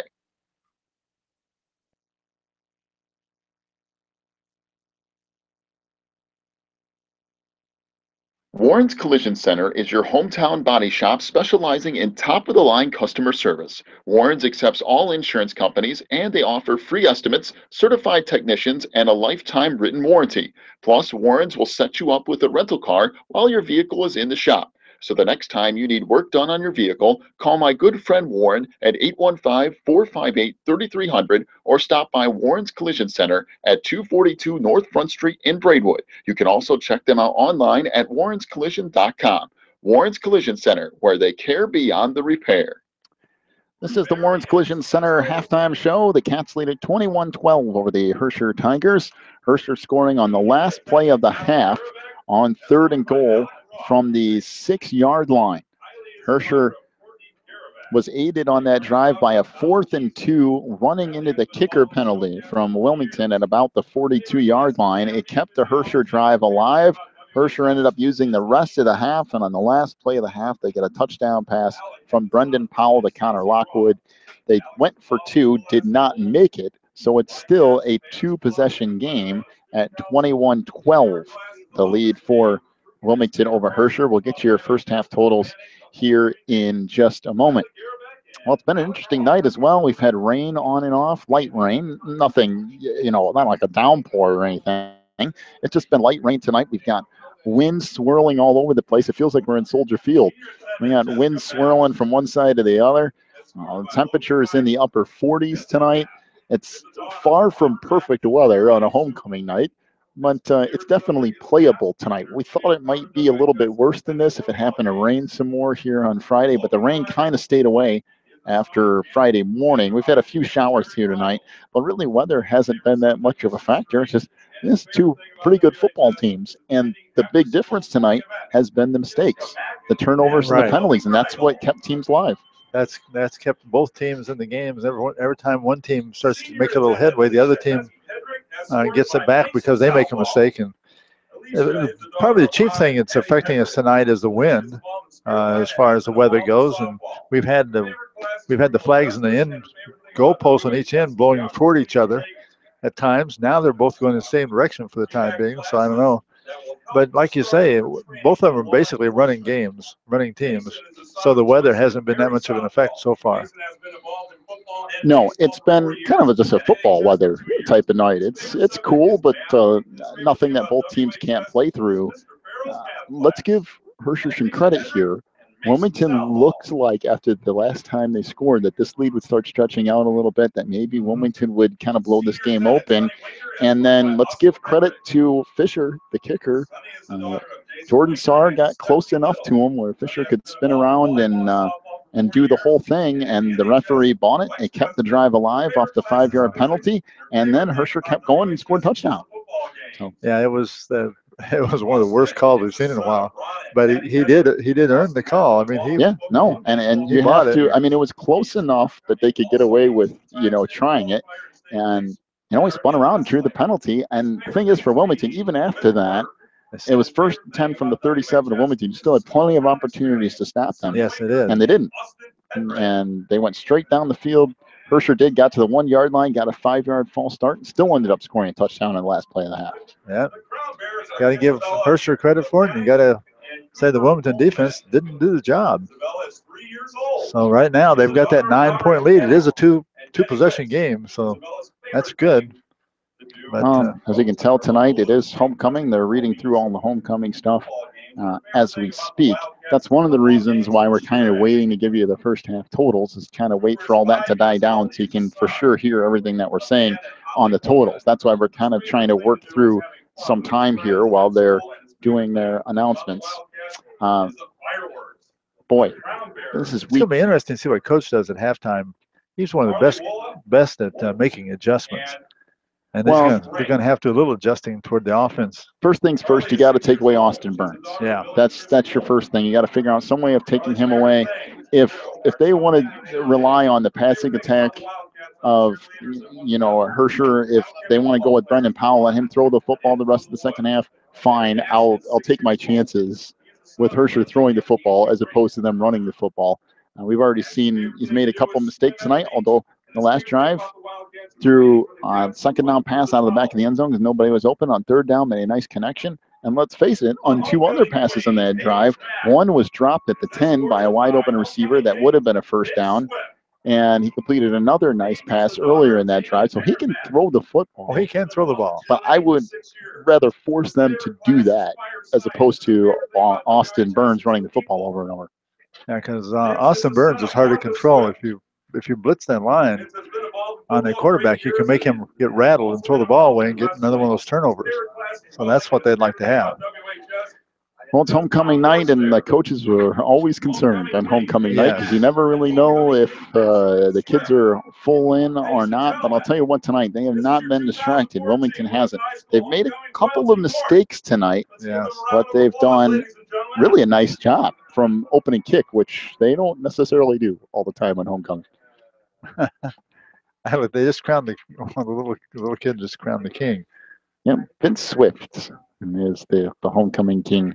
He had to here tonight. Get down on his knees for the little one to put this crown on his head, but he got it done. First half totals here tonight. First of all, for Herscher running the football, Brendan Powell, 2 rushing attempts for -10 yards tonight. Keep in mind we include sacks in that total. Jordan Lamy, 1 carry for 2 yards. Connor Lockwood ran the ball twice tonight for 10 yards in that first half. Austin Burns, 13 carries for 50 yards and a touchdown. And also Herscher, 19 total carries for 50 yards and a touchdown.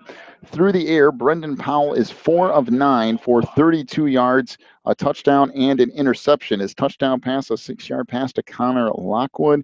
He also completed pass to Chris Offerman, 1 reception for 12 yards. Alex Leiser with 1 reception for 14 yards tonight. And Joe Cornell with 1 reception for 1 yard. So 4 of 9 for 32 yards and a touchdown for Brendan Powell. They've rushed the ball 19 times for 50 yards, 82 yards of total offense tonight for Herscher. For Wilmington, rushing the football, Mason Southall, 2 rushing attempts for 2 yards. Austin Hedrick ran the ball 3 times in that first half for 17 yards and a touchdown. Tyler Breimer, 2 carries for 4 yards. Nick McWilliams, 50 yards on 7 carries. He also has a touchdown in the first half.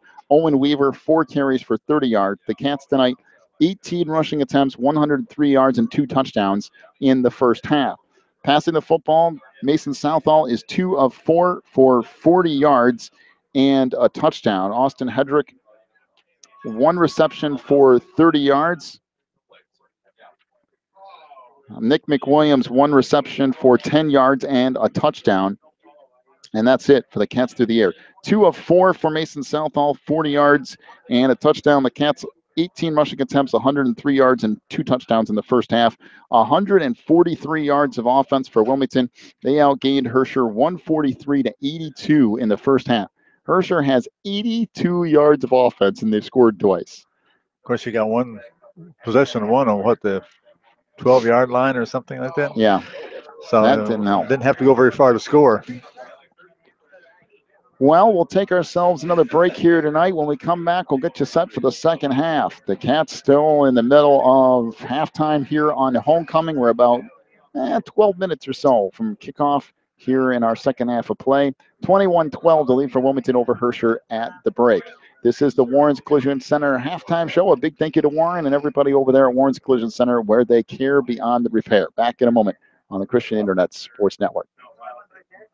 Breezer Construction Company is a proud supporter of Wilmington Wildcats football on the Christian Internet Sports Network.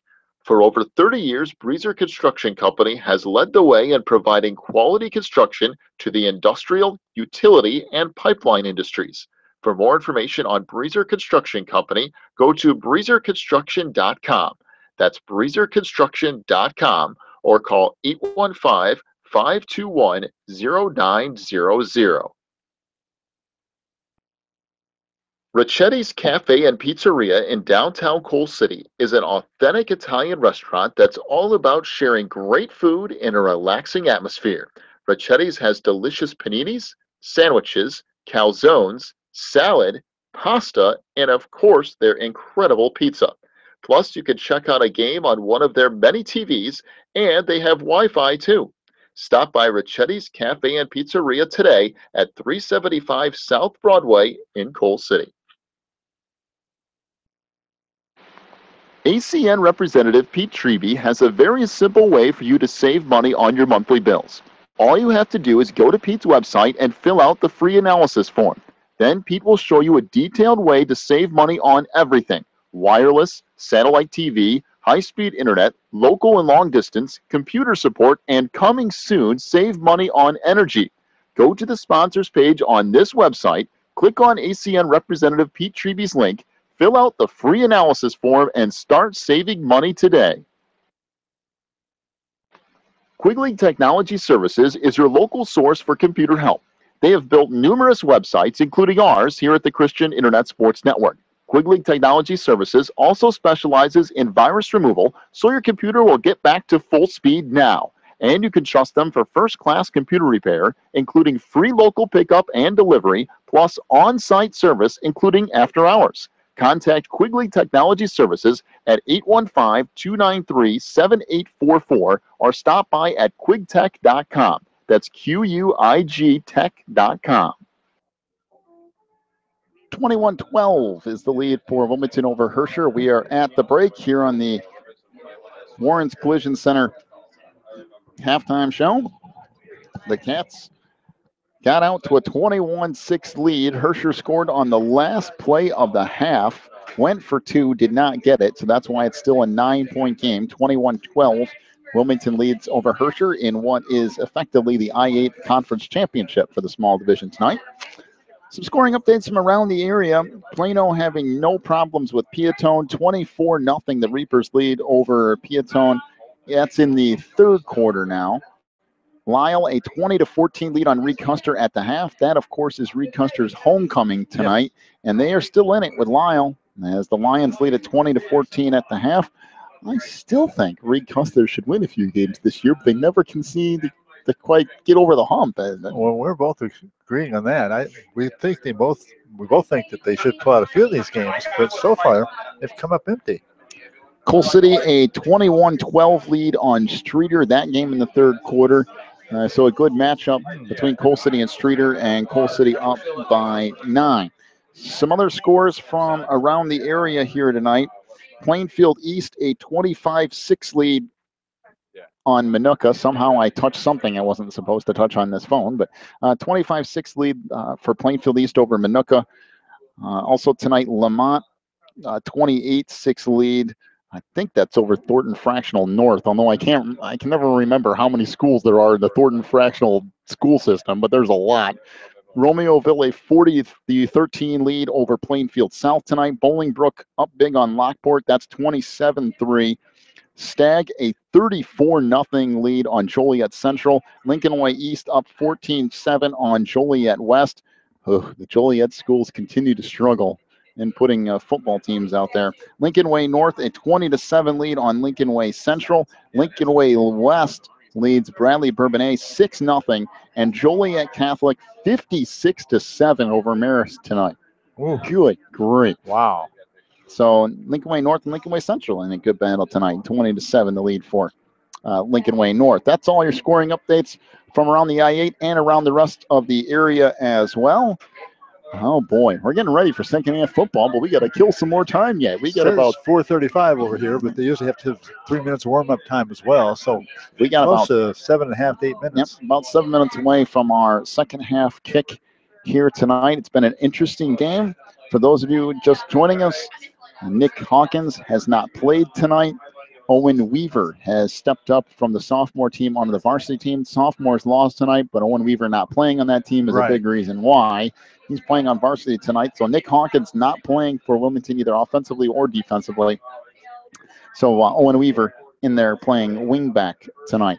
Cats have done a pretty good job thus far. They gave up that last drive of the first half and let Herscher get in the end zone. Other than that, the defense has played a pretty good game. The offense has been kind of up and down. One possession, it looked like they're not going to go anywhere, and the next possession, they're in the end zone. So that's exactly right. Inconsistency has been their consistent mark tonight. They look like they're going to tear everything up in one instant, and the next instant they can't move the ball at all. So it's I'm sure it's something that's got Coach Rentz pulling his hair out. I might say the big play of that first half was Herscher going for 2 and not getting it at the end of the half. Oh. Because if Herscher kicks an extra point, it's an 8-point game. It's a 1-possession game in the second half. Yes. They decide to go for 2 early. They don't get it. So it stays 9 points. It stays a 2-possession game. So Herscher's got to score twice now and hold Wilmington off the board to get a win here tonight.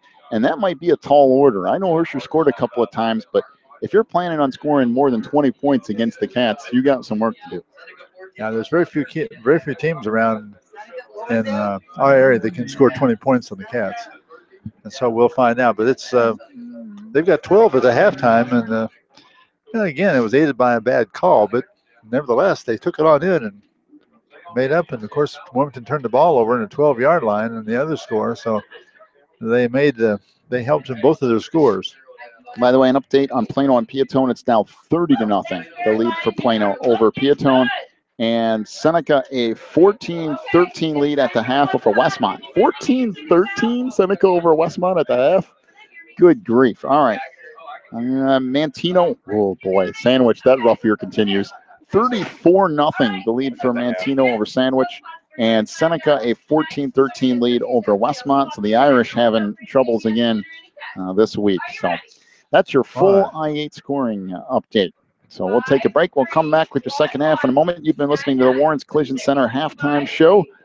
21-12, the lead for Wilmington. Take a break. Back with more football in just a moment here on the Christian Internet Sports Network. Teresa's Styling Salon in Wilmington is a casual, family-friendly salon that caters to people of all ages.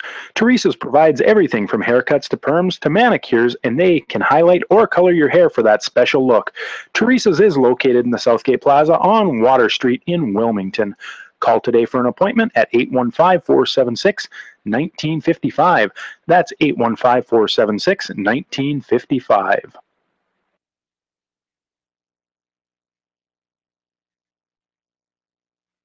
Phelan Acres Bible Church is the perfect place if you are looking for a church to call home. They have services every week, including Sunday school at 9:45, morning worship at 11, and Wednesday night prayer meetings at 7. Phelan Acres Bible Church is located at 26009 Willow Lane in Wilmington, Illinois. And for more information, call 815-476-7818. That's 815-476-7818. If you're looking for more information on Wilmington Wildcats football, then check out the Catbackers every Wednesday at 7 at Tuffy's. Each week, Coach Reentz goes over game film, takes questions from the audience, and presents the Offensive and Defensive Player of the Week awards. Plus, you'll get to hang out with other Wildcat fans and get the inside scoop on next week's game. So be sure to check out the Catbackers every Wednesday at 7 at Tuffy's. If you need something done around your house, chances are Beth's Busy Bees can get it done. They specialize in residential and commercial cleaning, but they can also do lawn care, small home remodeling and repair jobs, and even things like caregiving. Beth's Busy Bees is a small family-owned business, and they will treat you right every time. Call 815-685-9111 for Beth's Busy Bees today. Warren's Collision Center is your hometown body shop specializing in top-of-the-line customer service. Warren's accepts all insurance companies, and they offer free estimates, certified technicians, and a lifetime written warranty. Plus, Warren's will set you up with a rental car while your vehicle is in the shop. So the next time you need work done on your vehicle, call my good friend Warren at 815-458-3300 or stop by Warren's Collision Center at 242 North Front Street in Braidwood. You can also check them out online at warrenscollision.com. Warren's Collision Center, where they care beyond the repair. A couple minutes away from the start of our second half here tonight on the Christian Internet Sports Network. 21-12 is the lead for Wilmington over Herscher. Well, the Cats will get the ball first here in the second half, and needless to say, they need to score on the first possession of the second half. Yes, they do. They need to take charge of this game. They had charge of it for a while, and then they pulled that boner with the penalty and let them keep the ball and go on down and score. And give Herscher credit for it. They took advantage of the opportunity, and they took it down and shoved it in the end zone, and there wasn't anything the Cats could do to stop it. So now we got ourselves into a 21-12 fight here. And, boy, the Cats would love to go down and take about 5-6 minutes off the clock and score. Well, it's a 9-point lead for Wilmington here at the half. Both teams taking their last couple of warm-up tosses, and we'll get set to get back to football. All the homecoming festivities are over and done with. And right now, it's just about getting things done in the second half. Wilmington 1 half away from, again, winning a conference title in the small division of the I-8. But there's a lot of work left to be done because this Herscher team is not going to go quietly. And right now, it is a 2-possession game. And as we said, that was a big play. I mean, not only for Herscher to score at the end of the half, they scored. They got the 6-yard touchdown pass on the last play of the first half. But then they went for 2. If they would have kicked the extra point, now let's face it, it hasn't been automatic kicking extra points tonight for Herscher either. But if they kick the extra point and get it, it's then 21-13, which makes it an 8-point game and a 1-possession football game. Matter of fact, they go for 2. They don't get the 2 points. It stays a 9-point game, and that forces Herscher to have to score twice more.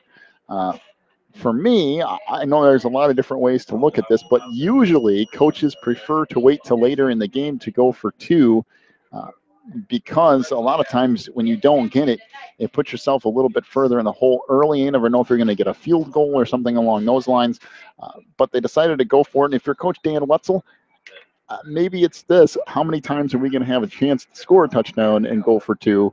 So we better get it while we're there. I mean, I can't, crawl into his head and tell you his decisions. But for me, that's probably the way I would think about looking at it. Cats will get set to return here. Hedrick and Breimer back deep for Wilmington, returning left to right as Fisher will get set to kick it away for Herscher. At times that first half, I was impressed with Herscher's defense the first half. A couple of drives there, they got shoved back, and then they made adjustments and came up and stopped the Wildcats. And for overall, they limited the Wildcats to 143 yards the first half. That's pretty good football. So Fisher kicking off right to left here. Hedrick and Breimer back deep. 21-12 the lead for Wilmington as we get set to start the second half.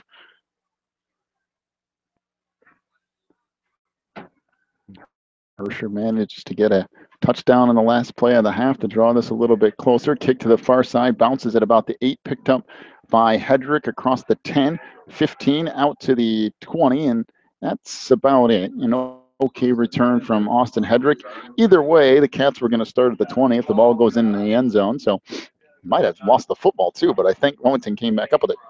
Okay, here we go. Well, a long field here for the Cats to begin the third, and that's one thing that Tyler Fisher can do. He can kick the ball deep on kickoffs. Boy, he sure can. He's got That's a good weapon.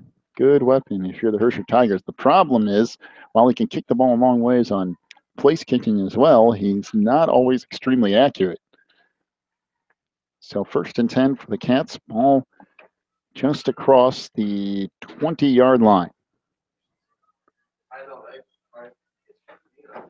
1st and 10, double wing for the Cats here. McWilliams and Hedrick will start at wingbacks here. Handoff goes McWilliams, and boy, he gets clocked right about the line of scrimmage, and that's it. Boy, nothing doing there for Wilmington. Bring up 2nd down and 10 for the Cats. Well, they knew exactly where that play was going, and when he got that handoff, he had somebody meeting him like a truck. Drove him back about 5 yards. He gets credit for his forward progress, which is the line of scrimmage. 2nd down, 10. And the Cats stay in that tucked-in double wing. Again, Hedrick and McWilliams, the wingbacks. Hawks at fullback and Southall back under center. Handoff comes to Hedrick. That goes nowhere. And if you're the Cats, you're going to have to do something different. There's a penalty flag down late. We'll see what that is. I mean, that penalty flag came in real late. That might have been one of those taunting things at the end of a play. And Kyle Davis comes up limping. Again, no gain. Who was it that carried the ball that time? Was it? Did they ever say what the penalty was for that matter? Not yet. They got a guy down. Here comes Mr. Demonstrative here. That ball, personal foul on Herscher. Boy, that's a big call because it would be 3rd and 10, and it'll be a 15-yard penalty and a 1st down for Wilmington. I mean, that's a huge call because Herscher could have forced Wilmington 3 and out. And instead, after stopping the Cats for no gain on 2 plays in a row, Herscher gets a personal foul penalty, and now the Cats move the ball all the way back out to the 33. Kyle Davis getting a lot of help getting off the field, and that's not good news for Wilmington. The 5'11", 208-pound senior who not only plays offensive line but defensive line looks like he might be done for the night. And the Cats don't have a lot of experienced depth at the line position. Who ran it last ball? It was Hedrick for no yards. So it'll be 1st and 10 for Wilmington from the 33-yard line. 2 receivers to the near side. It's Joe Mann all the way along the sideline. Slot receivers Austin Hedrick. Swing pass out to Joe Mann with a catch at the 38. Gets out to the 39 before he's wrapped up and tackled on the play by Austin Burns. A gain of 6 yards on the pass from Southall. The man bring up 2nd down and 4 for Wilmington from their own 39.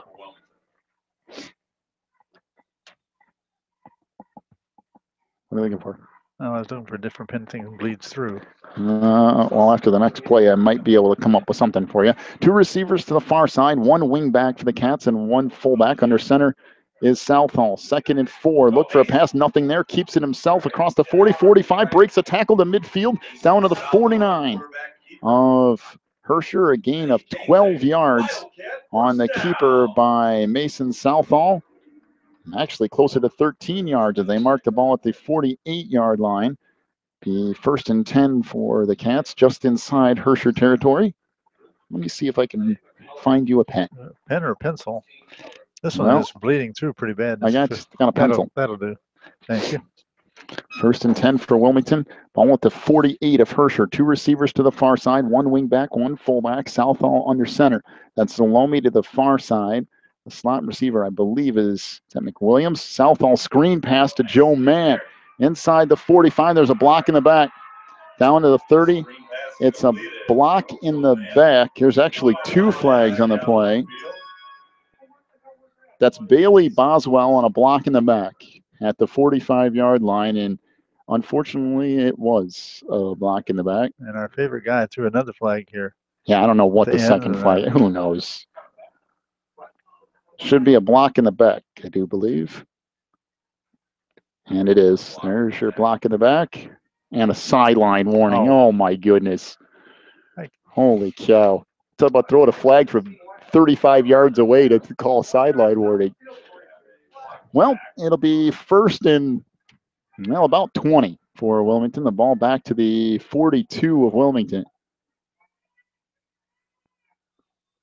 This head official, that's been an interesting experiment.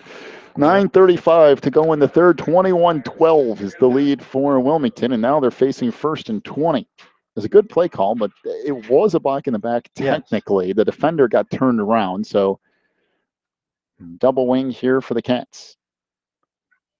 Double handoff to McWilliams. That goes nowhere. Maybe a yard if you want to be extra generous. Bring up second down and 19 for Wilmington as Tyler Breimer checks in, replacing Hawks. The preparation by Herscher for this game has been very good because a lot of times the Wilmington backs have gotten a handoff. There's been 2 to 3 guys standing in the hole when they're supposed to be hitting it. Well, Reed Custer's come back. They lead Lyle 21-20. Really? About 6 minutes to go in the third. 2 receivers to the far side out of the shotgun now is Southall. Handoff McWilliams right side across the 45. Out to the 47, picks up about 4 yards, and that's it. It'll bring up third down and 15 for Wilmington. The Cats being very conservative here to start the third quarter. What about Kyle Davis? Is he still out? Yeah, he's over here being worked on. Yeah, Davis is sitting on the sidelines. I think they retaped his ankle and he's putting his shoes back on. 2 receivers to the far side, 3rd and 15 for the Cats. Southall out of the gun. Scrambles to the left side. He's going to be sacked and not get rid of the football. He actually fumbled the football back at the 40-yard line. This could be a big disaster if Herscher recovers this. I don't know. They still haven't said who has the football.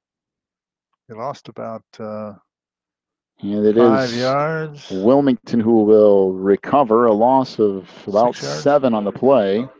They'll bring up 4th down and 22 for the Cats. Boy, that just went backwards in a hurry for Wilmington. Well, that's not what you wanted to see on your first drive of the third quarter, that's for sure. Herscher's came out really fighting hard, and Wilmington's having tough sledding right now. Well, the Cats will get sent to punt here. Derek Kirchner will get set to punt it away on 4th and 22 from their own 40. Good snap. Kick from Kirchner is a line drive. Bounces at the 25. Takes a roll down to the 15. That's actually a pretty good catch by Austin Burns. Yes, it where was. It turns it back out to the 20. Well, 7:33 to go in the third. The Wilmington defense needs to make a stop here because the offense kind of sputtered and went nowhere after that penalty call. Yeah, they was moving the ball fine. They got that penalty again. Boy, those penalties just been killing Wilmington. That was a big play too on the screen pass, but to be fair, if he doesn't make that block, the screen pass probably isn't quite that successful, and it's really not the fault of the guy who got the penalty either, because the defender turned around in front of him, and it's just kind of one of those deals. 1 receiver to the far side, 1 to the near. Powell under center with 1 lone setback. Pitch to the outside. Burns has all kinds of room across the 25 to the 30, out near the 35-yard line. That's his best run of the night. A gain of 15. Jake Capwell finally makes the stop. And for Herscher, I just keep doing that. I mean, that's where they've gotten all their big yards tonight, is on the plays to the outside. They've gotten the corner 3 or 4 times now. Yeah, he had 13 runs for 50 yards in the first half. He got 15 right there. And if you remember, the touchdown play was the same play to the near side. That's a quick pitch, and they ran around the end. That's right. And that's where Wilmington has the biggest weaknesses, it seems like, against the run, is around the end. One receiver to either side. Everybody packed in on the line of scrimmage again. Bouncing it to the outside is Burns. Again. Across the 40 to the 45. Burns out near the 47-yard line. And that's a gain of close to 12, maybe 13 for Austin Burns. It is a gain of 13 and a Herscher first down. And Wilmington's going a half to put some guys to the outside, or they're just going to keep running it there. Yeah, because Burns is fast enough to get around those ends. And he's the problem now up for 28 yards the first 2 carries. If you look at the Wilmington defense, look where everybody's packed inside the tackles, much like they are again. Handoff goes up the middle this time. Burns pounds ahead, gets 5, maybe close to 6 yards, and Herscher moving the football seemingly at will again to bring up 2nd and 5 for the Tigers. Ball down to the Wilmington 48-yard line. Austin Burns will check out for Herscher, needing a little bit of a breather here. Boy, he's done some nice running tonight. He's easily the best back that we've seen this year. One receiver to either side, 2nd and 5 for the Tigers from the Wilmington 48. 6:28 to go in the third, 21-12. Wilmington leads. Here's the counter play back to the near side, down to the 45 to the 44. Zalomi on the tackle of Connor Lockwood, who picks up about 3 yards. It'll bring up 3rd down and a yard, so almost 4 yards for Lockwood there. Boy, that was a problem. If Zalomi doesn't stay home and make that tackle, boy, Mr. Lockwood is still running. Yeah, I thought he was going to be good for a big run that time. One receiver to the far side, one back to the near. Under center this time is Powell. I formation for Herscher. Handoff up the middle. That's a first down for Austin Burns, down to the 41-yard line. Picks up about 3 yards. Joe Mann finally on the stop. The problem for Wilmington is they can't stop him. Herscher just keeps moving the football. They never stop him for a loss or no gain. It's always at least 3 yards. 1st and 10 for the Tigers from the 41 of Wilmington. Boy, this Wilmington defense needs something to kind of get them fired up a little bit. One receiver to either side. Powell under center. One lone setback for the Tigers. Handoff up the middle again. And again, a good chunk of yards on first down. 5 close to 6. There's a flag down late. I'm telling you what, their line is firing off there and blasting the Wildcats right off the line of scrimmage. So it looks like a gain of close to 6 yards as we have personal foul blow to the head against Wilmington. Well, tack on 15 more yards. That'll take it all the way down to the Wilmington 20-yard line. Good grief. Let's see. Timeout to Wilmington, and boy, do they need it. 21-12, the lead for the Cats. Herscher having no problems moving the football in the 3rd quarter. We'll take a break. Back with more in a moment. You're listening to Cats Football on the Christian Internet Sports Network. Breezer Construction Company is a proud supporter of Wilmington Wildcats football on the Christian Internet Sports Network. For over 30 years, Breezer Construction Company has led the way in providing quality construction to the industrial, utility, and pipeline industries. For more information on Breezer Construction Company, go to breezerconstruction.com. That's breezerconstruction.com, or call 815-521-0900. Ricchetti's Cafe and Pizzeria in downtown Coal City is an authentic Italian restaurant that's all about sharing great food in a relaxing atmosphere. Ricchetti's has delicious paninis, sandwiches, calzones, salad, pasta, and of course their incredible pizza. Plus, you can check out a game on one of their many TVs, and they have Wi-Fi too. Stop by Ricchetti's Cafe and Pizzeria today at 375 South Broadway in Coal City. Handoff goes to the fullback on 1st and 10 for Herscher, and that goes next to nowhere. That's Connor Lockwood on the carry for Herscher. Gets maybe a yard. It'll bring up 2nd and 9. for the Tigers. Under 5 minutes to go in the third. 21-12 is the lead for Wilmington, but it's been all Herscher since about the, 5-minute mark of the second quarter. The Tigers have controlled the game since then. The last part of the second quarter, yes, you're right. One receiver to either side. Pitch goes to Burns, trying to get the corner. Picks up maybe a yard or two on the play. Good job by Mason Southall to cut that short. And a gain of about 2 yards or so. We'll bring up third down and 7, close to 8. That was Burns. So give him about a yard for Austin Burns. One receiver to either side, I formation for Herscher. Third down and 8 from the Wilmington 18-yard line. And keeping it, rolling out is Powell's pass incomplete, intended for Connor Lockwood at the 15. And I mean, he was wide open. If Powell would have set his feet, turned around and took his time, Lockwood would have scored a touchdown or been real close to it. It was a great play call.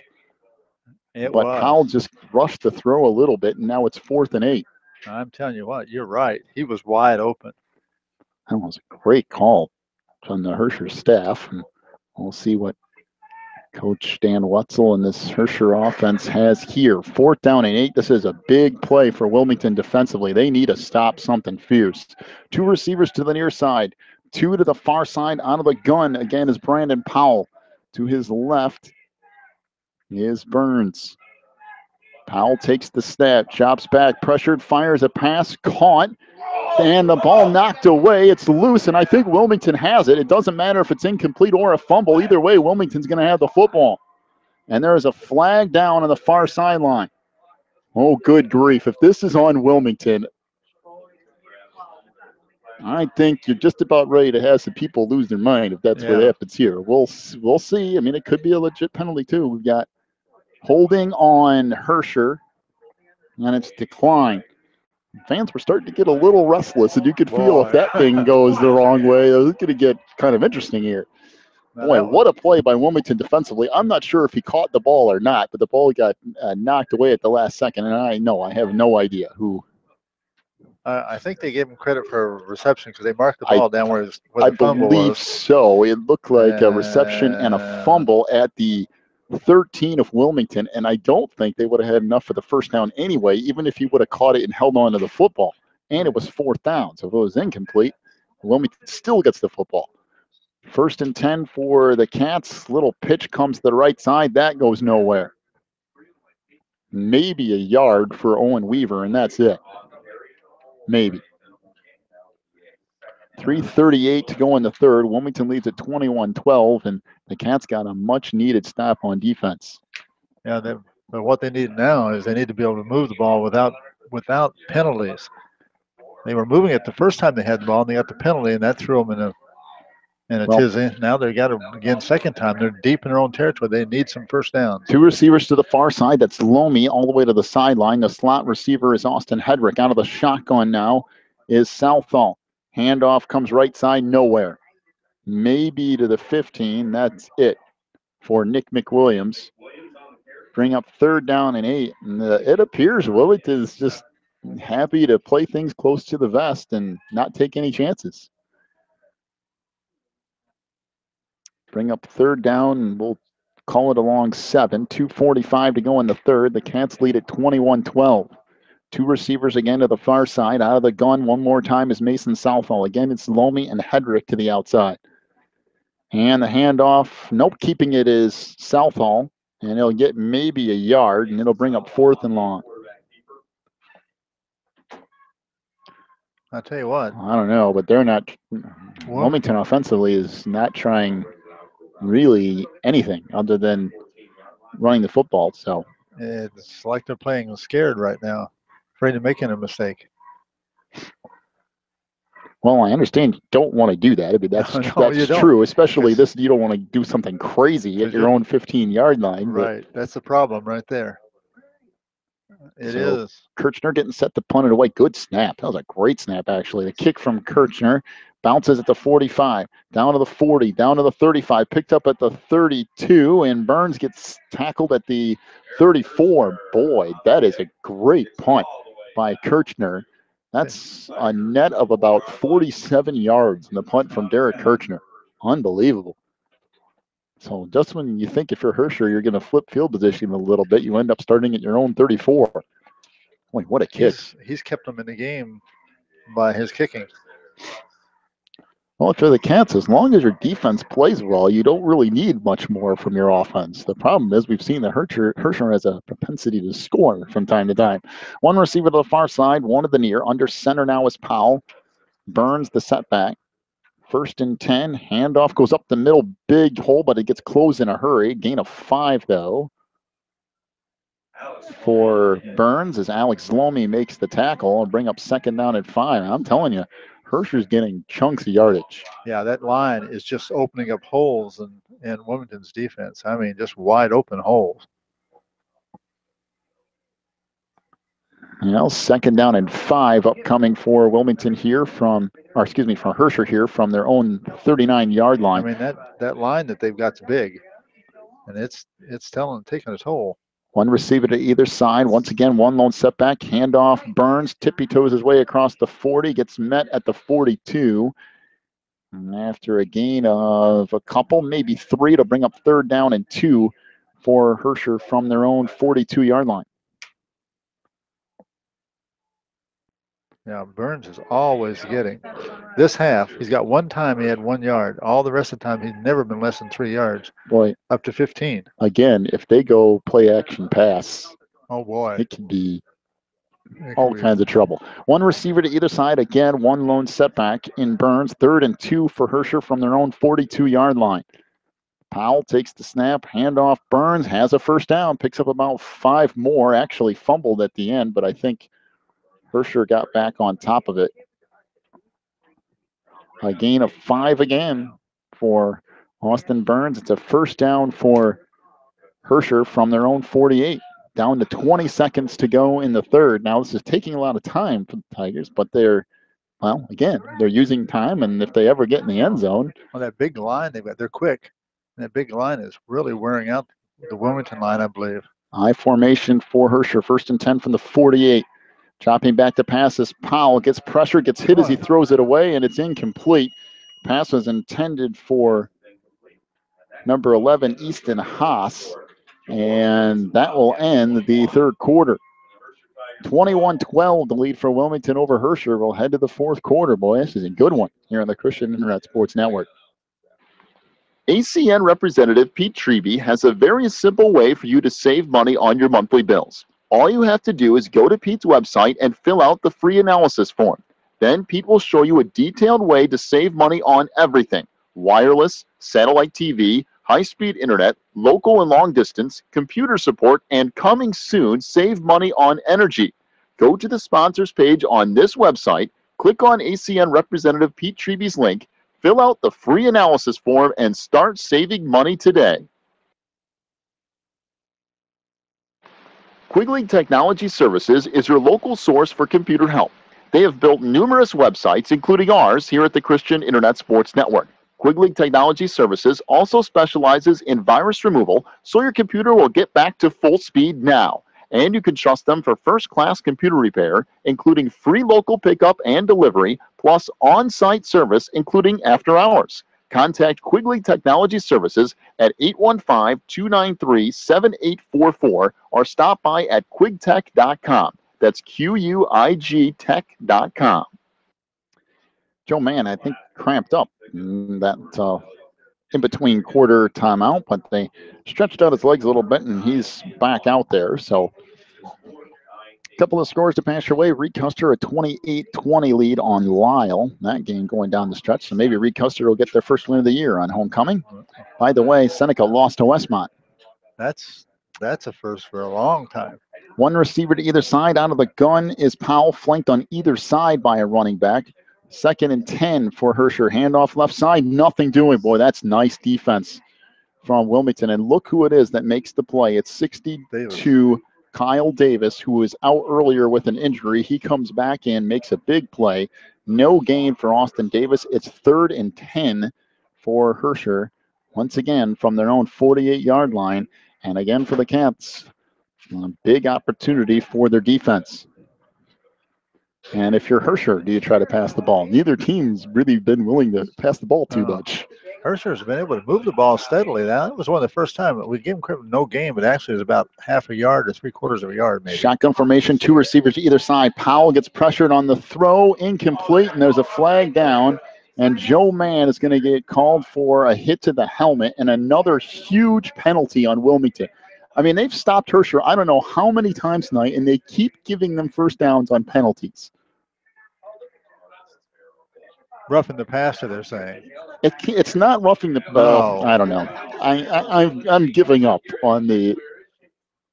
This same official has done this all night long.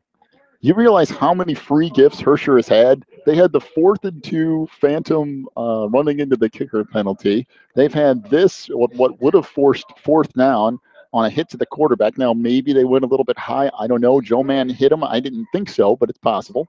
1st and 10 for Herscher from the 36 of Wilmington. And again, a free gift on another drive. I formation for the Tigers. Handoff up the middle to Austin Burns. Gets about 3 yards on first down. I mean, sometime or other, these weird calls have got to stop. Well, if you're Joe Mann, you have to learn to come in and you don't go anywhere near the shoulders. Don't go anywhere near that. Go chest or lower. And, that's about all you can do, because if you get anywhere near the shoulders or helmet anymore, it's an automatic flag. 1 receiver to either side, 2nd and 7 for Herscher. Handoff, Burns, left side, has a big hole. Gets near another first down. Boy, got behind that left tackle and just kept going. Yeah, he did. He had a highway made in front of him. I believe that's Grant Miller, a 6'2", 270-pound junior out there in front of Austin Burns. 3rd down and 2 upcoming for Herscher from the 27, almost 28 of Wilmington. 1 receiver to either side. Again, under center is Powell. Handoff goes on the counter to Lockwood. Has a first down and more to the 20, to the 10, and finally spun out of bounds inside the 10-yard line by Alex Lomi. A gain of about 18 or so on the run from Connor Lockwood. It'll bring up 1st and goal for Herscher from the 8-yard line. I'm telling you, penalties and turnovers tonight have been the story. Herscher basically wouldn't have scored ever if it wouldn't have been for Wilmington giving up free plays. Every time it's been penalties, turnovers. Every time they made Wilmington pay. Yep, and they give credit to Herscher for capitalizing. 1 receiver to either side. Handoff goes up the middle. This is Burns down to the 5-yard line. Before he stopped there, bring up 2nd and goal from the 5. Looks like maybe Del Angel in there on the stop for the Cats. Down to 9:45 to go. The only problem for Herscher here is they need to score twice, and they take so long moving the football. Well, the way Wilmington's been moving, they shouldn't have any trouble doing it again. So 1 receiver to either side. Under center again is Powell. Burns, the lone setback here. 2nd and goal from the 5-yard line. Pitch comes near side. Burns cuts it back inside the 5. Down to the 2. Is he into the end zone? He is. Touchdown, Herscher. Austin Burns on the carry.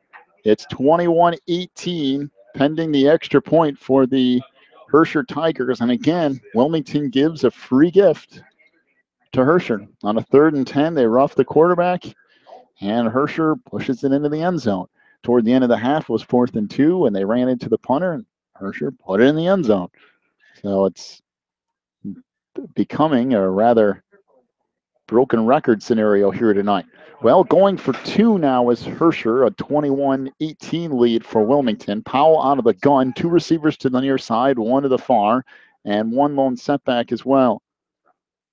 And Powell fires right side, incomplete. Boy, nice job defensively by Alex Lomi to knock it away from the intended receiver. And that's a big, big play, because now if Herscher manages to get a field goal later, it would only tie the game. And again, if you're Herscher, Why? I don't understand it. Why don't you kick the extra point, make it a 2-point game, and then you can win it with a field goal? Yeah, I don't. I have no idea. In any case, 21-18 is the lead for Wilmington. 9:19 to go in the fourth. Back with more Cats football in a moment on the Christian Internet Sports Network. Teresa's Styling Salon in Wilmington is a casual, family-friendly salon that caters to people of all ages. Teresa's provides everything from haircuts to perms to manicures, and they can highlight or color your hair for that special look. Teresa's is located in the Southgate Plaza on Water Street in Wilmington. Call today for an appointment at 815-476-1955. That's 815-476-1955.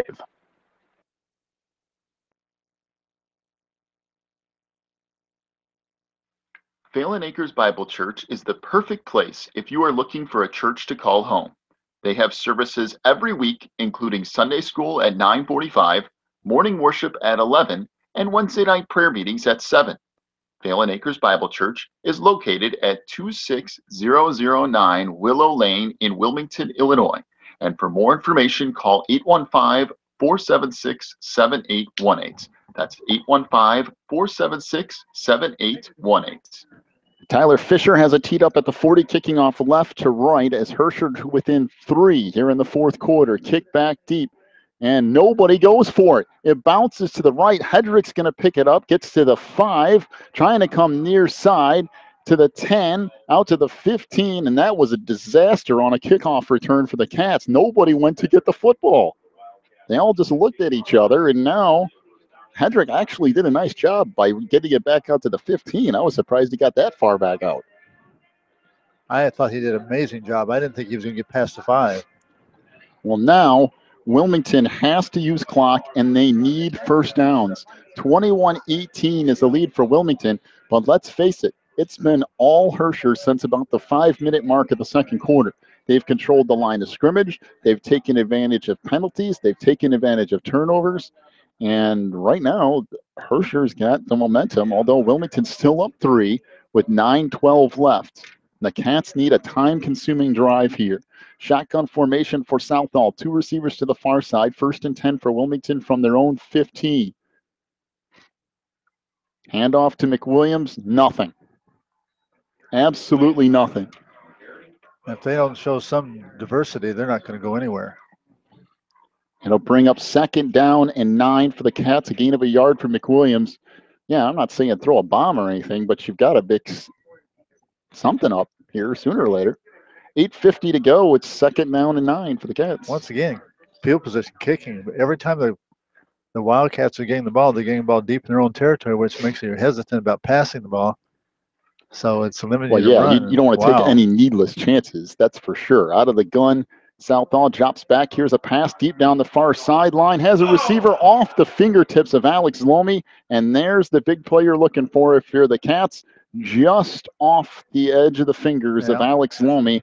And now it goes to 3rd and 10 for the Cats. And the one downside to that, of course, it stops the clock. But you got to take some shots or else this is going to be dead in the water anyway. He catches that. That's a touchdown looking at you right there. I give Barry some credit there, working down the far sideline, and that really was there. It was there. Yep. It was just about a half a hand away. Now what do you do if you're Wilmington? You're just about ready to give them the ball back again, and nothing's gone off the clock. I mean, nothing. Oh, boy.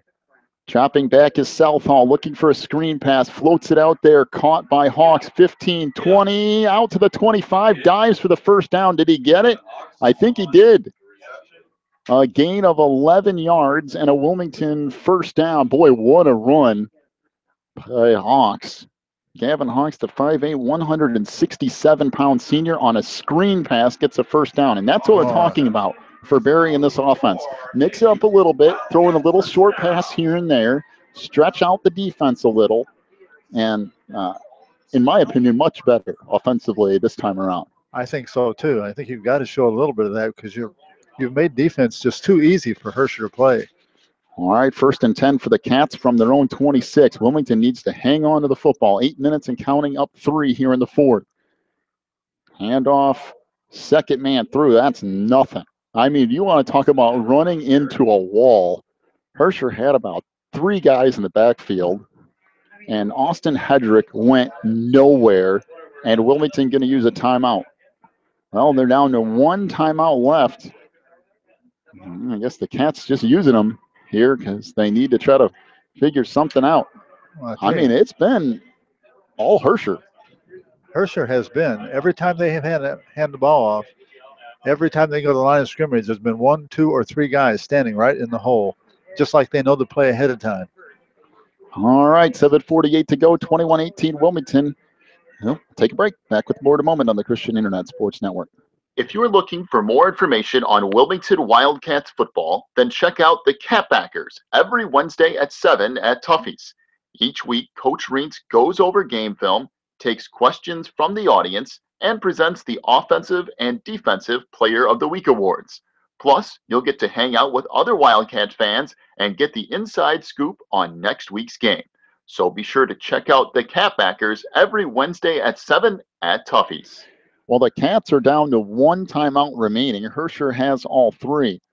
So if Wilmington needs to do something late, they've managed to use 2 of their 3 timeouts. 2nd and 10, almost 9 for the Cats. Handoff comes left side, nothing doing. Boy, 2 yards, that's it. The run from McWilliams goes next to nowhere. And they'll bring up 3rd and 9, so maybe a yard if you want to credit McWilliams for that. Boy, and Wilmington just bound determined they're going to run those plays whether they get anything or not. Well, we'll see what Barry dials up here. 3rd down and 9 for the Cats from their own 27-yard line. Zlomi and Hedrick to the far side. Out of the shotgun again is Mason Southall. Big 3rd down, both sides here. Snap back to Southall, going to keep it himself, and he's not going to get anywhere near the 1st down. I mean, he might have gotten 2 yards, and that's it. And there's a flag that comes in very late here. That's our famous guy from the back throwing it late. And again, if this is on Herscher, again, I'm up to, I don't understand. Well, we'll see. It was a gain of about 3 for Mason Southall, and we've got a personal foul on Herscher, again, way after the play. And this has really been, that's what's this has been crazy tonight on these after the play penalties. I mean, Wilmington has had a couple. Herscher now has had a couple, and those hurt. I mean, and maybe they're all legit. I don't know because we're so far away. But it's been the first time in a long time I can remember so many after the whistle penalties. They're all been thrown by one referee too. Every one of them. Well, and for one thing, I mean, if Coach Wetzel is upset about that, you can come to the Wilmington sideline and ask them about their penalties that have been assessed. Wilmington's had a steady diet of that tonight. It's been, I mean, now obviously it's both sides. It's just been weird. Now this is the second side now. 2 receivers to the near side, 1st and 10 for Wilmington from their own 45. Swing pass near side to Zlomi. Has it across midfield down to the 48. A gain of close to 7 on 1st down for the Cats. Southall to Zlomi. Down to 6:40 to go. Boy, that was a big penalty. We've seen Wilmington a couple big penalties tonight, and Herscher's had a couple big penalties. And to be honest, penalties and turnovers have been the difference tonight. That's been the absolute difference in this game. I've heard people say that officials don't win games. I beg to differ. Well, they affect them. There's no doubt about it. They do affect them, boy. Every time Wilmington has had one of those penalties, it's resulted in a score. 2nd and 3, handoff. Weaver fumbled the football. Owen Weaver fumbled the ball at the 49 of Wilmington, and it all depends on who's got the ball. Herscher says they have it, and Herscher's got the ball. My goodness. Boy, that is a huge turnover. What did we say? Turnovers and penalties. And Herscher gets the football with a short field, 1st and 10 from midfield. And Wilmington's defense, if they do anything tonight, they need to do it here. 21-18, the Cats lead, but that's perilous at best with 6:10 left. Boy, that's penalties and turnovers. All right, 1 receiver to the near side, 1st and 10 for Herscher from midfield. Under center is Powell. As Powell takes the snap, handoff goes up the middle, and again, a huge 3-4 yards on 1st down. That's all Herscher needs to do. 3 or 4 yards at a time, and Herscher's going to be in the end zone. Almost got 5 yards, came pretty close to it. Boy, the Cats got a huge benefit on the penalty, got a gift of a first down, and then Wilmington turns the ball over. Oh boy. One receiver to either side, 2nd down and 6 for the Cats for Herscher, from the Wilmington 45. And this gains about a yard or so to bring up 3rd down and 5 as Connor Lockwood on the carry. 3rd and 5 for Herscher, down to 5:20 to go. Again, Wilmington's defense wanting a big stop here.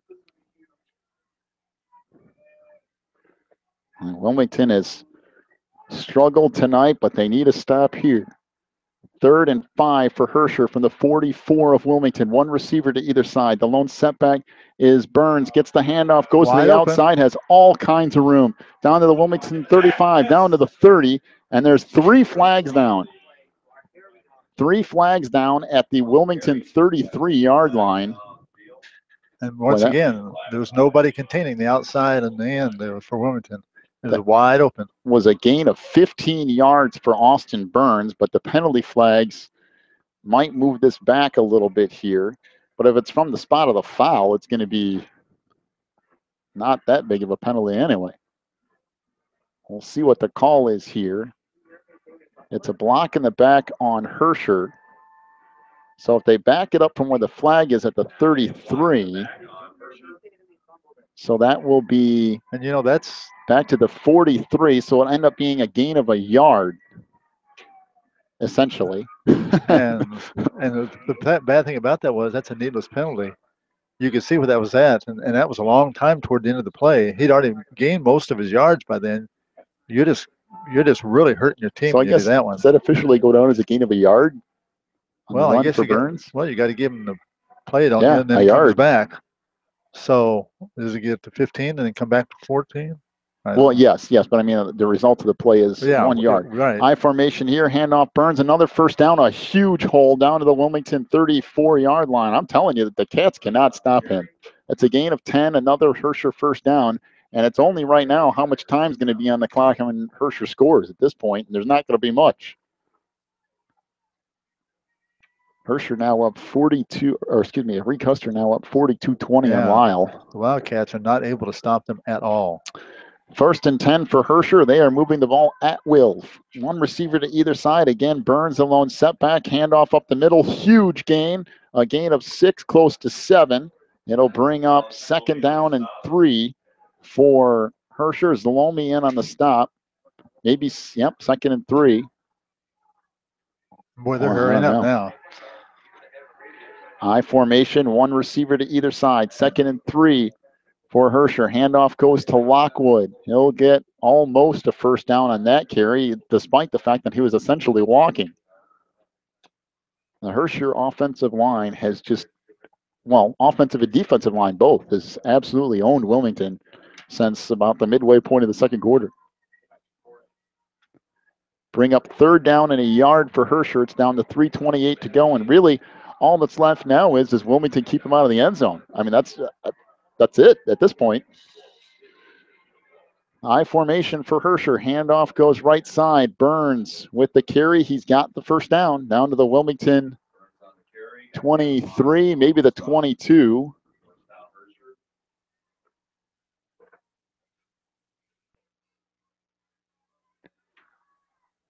I don't know. I mean, they're just winning at the line of scrimmage. That's just the long and short of it. One receiver to either side. 1st and 10 for Herscher from the 22 of Wilmington. Burns, the tailback again. Gets the handoff.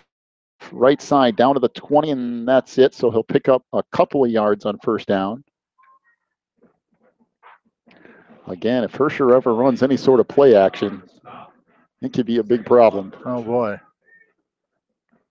The Wilmington defense needs to stiffen and in a hurry. 2:38 in the 4th quarter to go. Clock rolling, 21-18 Wilmington, but Herscher on the drive. 2nd and 8 from the Wilmington 20. One receiver to either side. Lockwood in motion in the backfield. Handoff goes to Burns, trying to and he's going to lose some yardage. Wow, what a nice play from Vince Swift to come up and make the stop for the Cats. How long has it been since we've seen that happen? And it'll bring up 3rd down and 9 for Herscher. They're going to give him some forward progress, a loss of a yard in the play. Clock rolls. We're down to 2 minutes. Boy, 2 downs here for this Wilmington defense to hang on to a conference championship. 3rd and 9 for Herscher from the Wilmington 21-yard line. I formation for the Tigers. 1 receiver to either side. Powell under center. Chops back to pass. Pressured. Throws it up toward the end zone. It is incomplete. Boy, good coverage out there by Austin Hedrick. They tried to just throw it up down the far sideline, I believe, to Lockwood. It's incomplete, and it's 4th and 9 for Herscher. Well, if you're Wilmington, blitz everybody and their brother. Don't give him any time to get rid of the football. Bring a few more guys off the bench, maybe. I don't know. Here it is, 4th down and 9.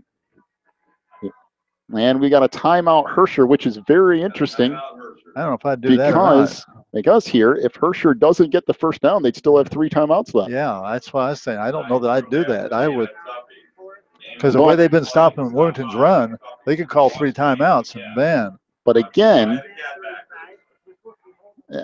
how many times if you're Herscher going to get down here? It takes you so long to move the football. How many runs he's had this half? Oh, it's been all Austin Burns. That's what I said. This kid is by far the best running back we've seen all year. By far. I mean, he just keeps going and going. He is really good. But I tell you what, the offensive difference. The line has made the difference. Yeah. How many rushing attempts does he have tonight? Oh my land. He only had 13 in the first half. He's got more than that the second half. He got like 20, 25 second half. He has 34 carries tonight, Austin Burns. Man. They couldn't have more than about 50 offensive plays. Maybe not even that many. 4th and 9 upcoming for Herscher. Be sure to stick around for our post-game show brought to you by ACN. Representative Pete Treby will bring you the final stats, some scores from around the area, and we'll talk to Coach Reintz as well, win or lose.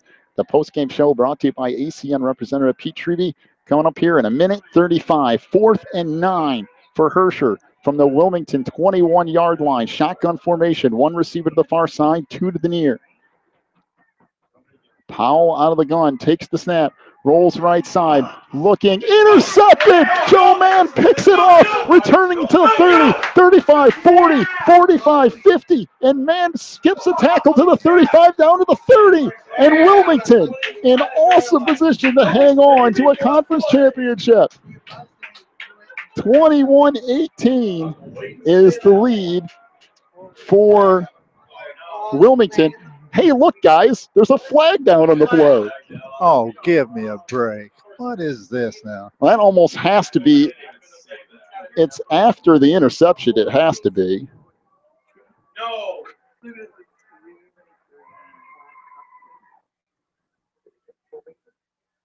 So we have a block in the back. That has to be after the interception, and it is Wilmington football.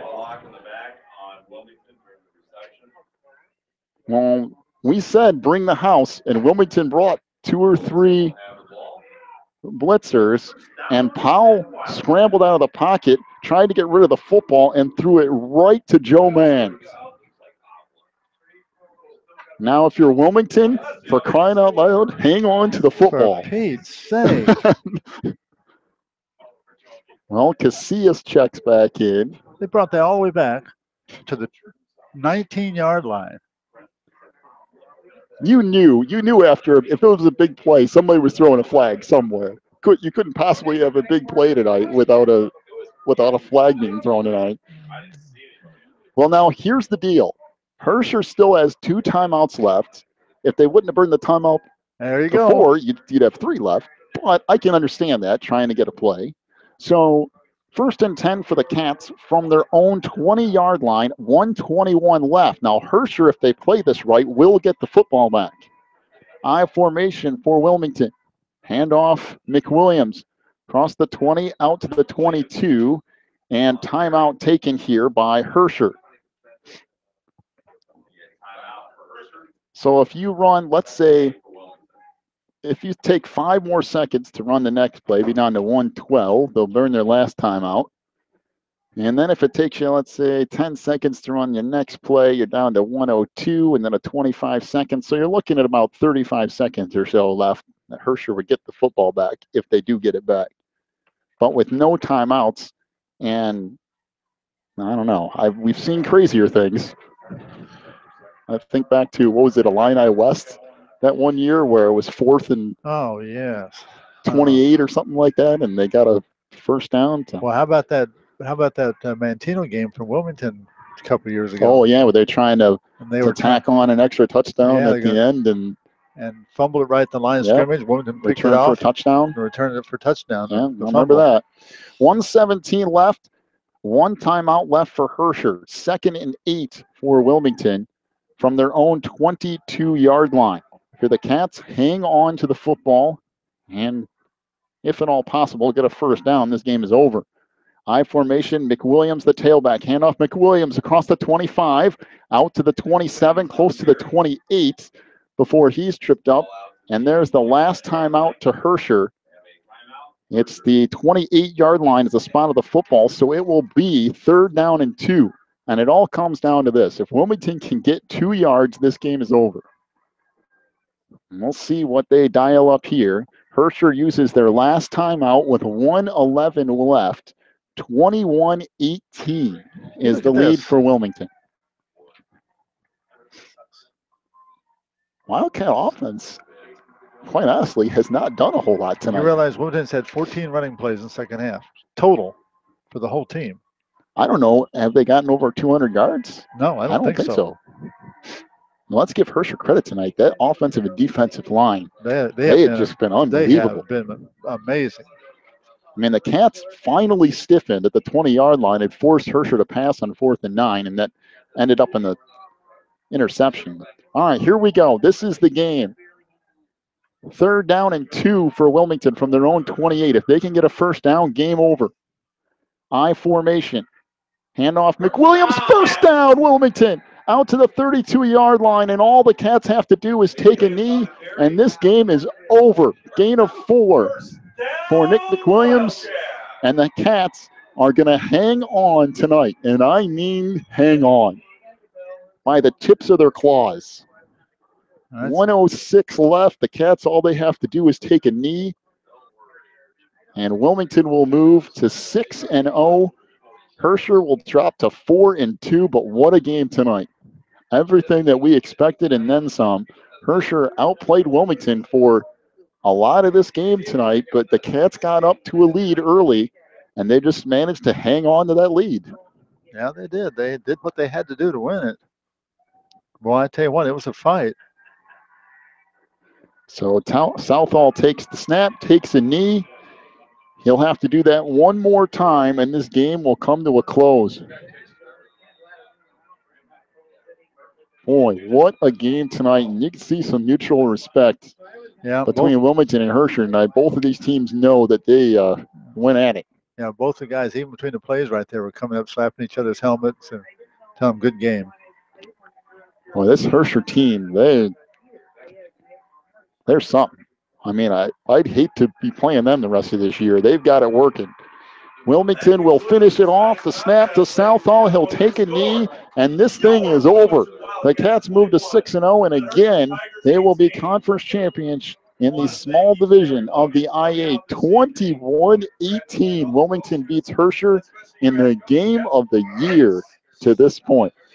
Well, stick around. We've got the postgame show brought to you by ACN Representative Pete Treby coming up here in just a moment. We'll give you your final scoring totals. We'll talk to Coach Jeff Raines as well about being conference champions again and about scary close game tonight with Herscher. Take a break. The postgame show from ACN Representative Pete Treby follows in just a moment. Cats win at 21-18 over Herscher. Back here in just a moment on the Christian Internet Sports Network. If you need something done around your house, chances are Beth's Busy Bees can get it done. They specialize in residential and commercial cleaning, but they can also do lawn care, small home remodeling and repair jobs, and even things like caregiving. Beth's Busy Bees is a small family-owned business, and they will treat you right every time. Call 815-685-9111 for Best Busy Bees today. Warren's Collision Center is your hometown body shop specializing in top-of-the-line customer service. Warren's accepts all insurance companies, and they offer free estimates, certified technicians, and a lifetime written warranty. Plus, Warren's will set you up with a rental car while your vehicle is in the shop. So the next time you need work done on your vehicle, call my good friend Warren at 815-458-3300 or stop by Warren's Collision Center at 242 North Front Street in Braidwood. You can also check them out online at warrenscollision.com. Warren's Collision Center, where they care beyond the repair.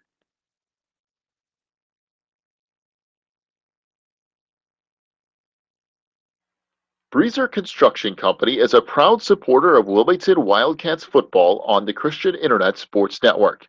For over 30 years, Breezer Construction Company has led the way in providing quality construction to the industrial, utility, and pipeline industries. For more information on Breezer Construction Company, go to breezerconstruction.com. That's breezerconstruction.com or call 815-521-0900. Ricchetti's Cafe and Pizzeria in downtown Coal City is an authentic Italian restaurant that's all about sharing great food in a relaxing atmosphere. Ricchetti's has delicious paninis, sandwiches, calzones, salad, pasta, and of course their incredible pizza. Plus, you can check out a game on one of their many TVs, and they have Wi-Fi too. Stop by Ricchetti's Cafe and Pizzeria today at 375 South Broadway in Coal City. 21-18 is the final tonight. Wilmington gets the win over Herscher to move to 6-0. Herscher will drop to 4-2 in a game that, well, Wilmington jumped out to a 21-6 lead, and then after that point, about midway through the second quarter, it was essentially all Herscher. They scored a couple of touchdowns, went for a couple of two-point conversions, did not get either one of them, and then had the ball down to the Wilmington 20 on their last drive of the game, and it kind of stalled out. Wilmington did a couple of nice jobs in stopping the run, made it 4th and 9. Brandon Powell tried to pass the football, threw it right to Joe Mann. Wilmington managed to get one more first down to seal the victory tonight, and the Cats get the win 21-18. Boy, what a game. Despite everything that was going on tonight, the cold, the wind, the rain, the officiating, what it still came down to was a very good team between two schools that are going to do some damage in the playoffs, I do believe. Herscher, whoever they get, if they finish, I can't imagine they're going to lose another game this year. But even if they do and they finish at 6-3, I can't imagine playing that team in the first round of the playoffs. And they should very deservedly be 7-2 at some point. And I would suspect them to do a little bit of damage come playoff time.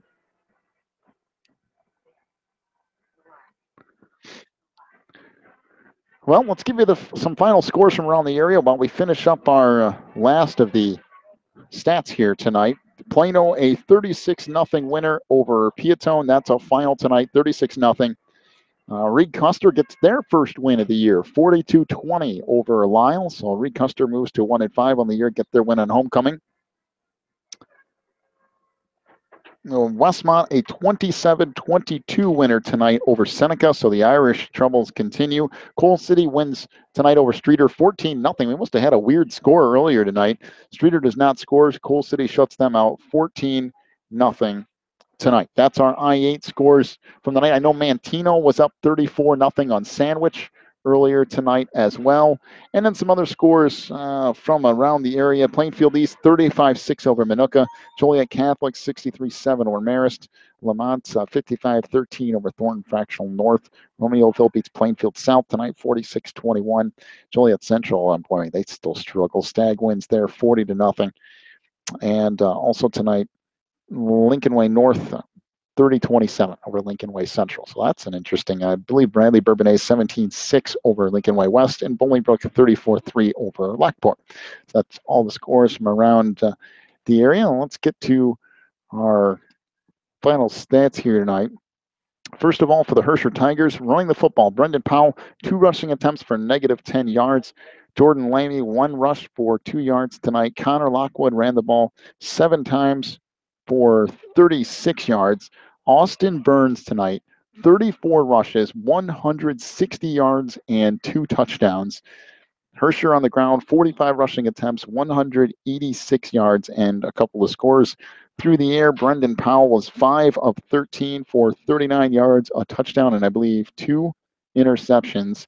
Jordan Lamy, 1 reception for 1 yard, 12 yards and 2 catches for Connor Lockwood, including a touchdown. And Chris Hoffman, 1 reception for 12 yards tonight. Also, Alex Leiser, 1 reception for 14 yards. 39 yards to the air, 186 on the ground, 225 yards of total offense for Herscher tonight. But Austin Burns, 34 carries, 160 yards, and 2 touchdowns.